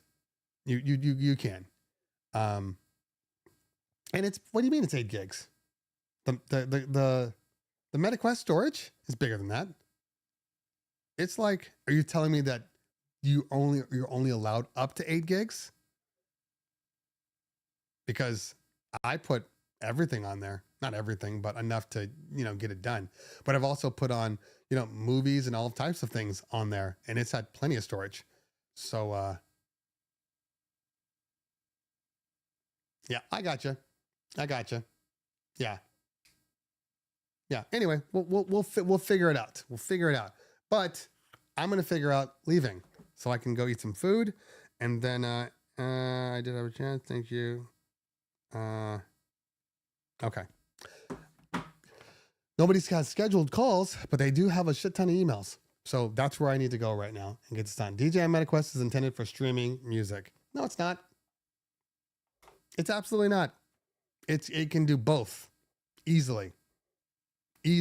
So yeah, don't set that rumor out there. I drag and drop my folder. Like honestly, it's really as easy. My computer's dead, so I can't open it up at the moment. But it's as easy as just creating the folder in your music folder in there, just with your categories, hip hop, EDM, blah, blah, blah, and just drag. And you can literally drag from DJ, from Serato, from any of them. Just drag right over there. And it copies over. It's relatively quick. And then that's it.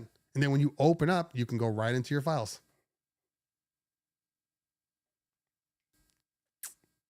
But it's easiest with streaming, obviously. But it doesn't mean that it's not possible, is all I'm saying. Most people that say,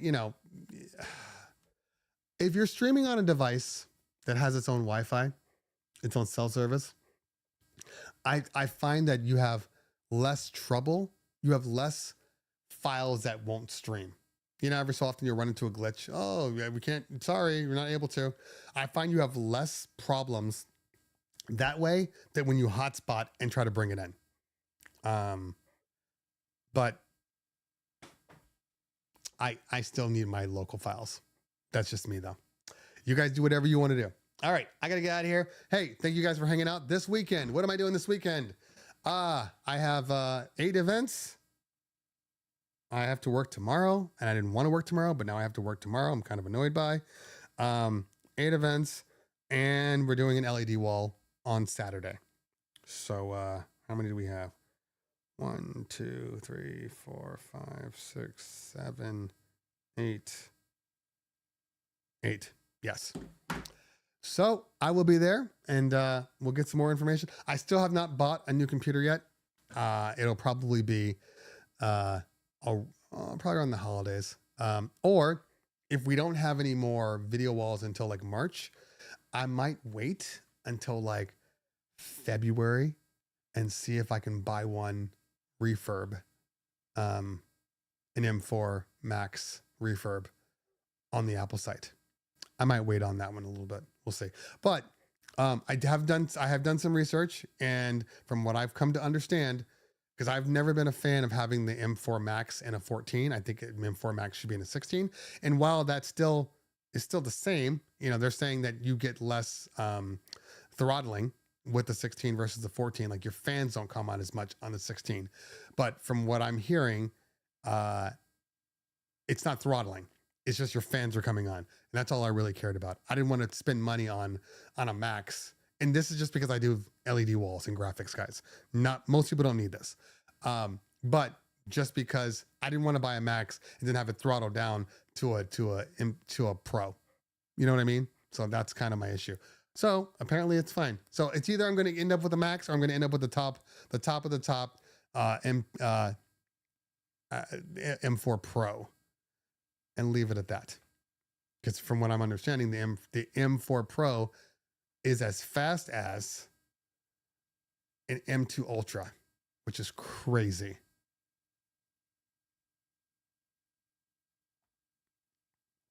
The M1 fans don't come on, but they have come on the M3s because it's science. You got to be able to physics. You have to be able to have the space to let proper cooling out, and it's just the chassis are just small. It's just the way it is.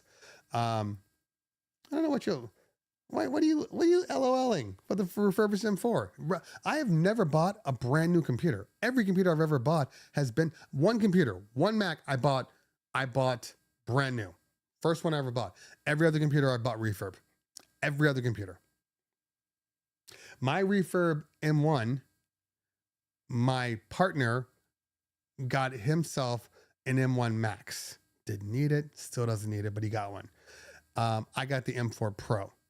And I got my M4 Pro I bought it on Thursday. It was ready on Saturday. He got his M1 Max, and it had been out for a while. It still took like 4 weeks for him to get it. So there's something to be said about refurb.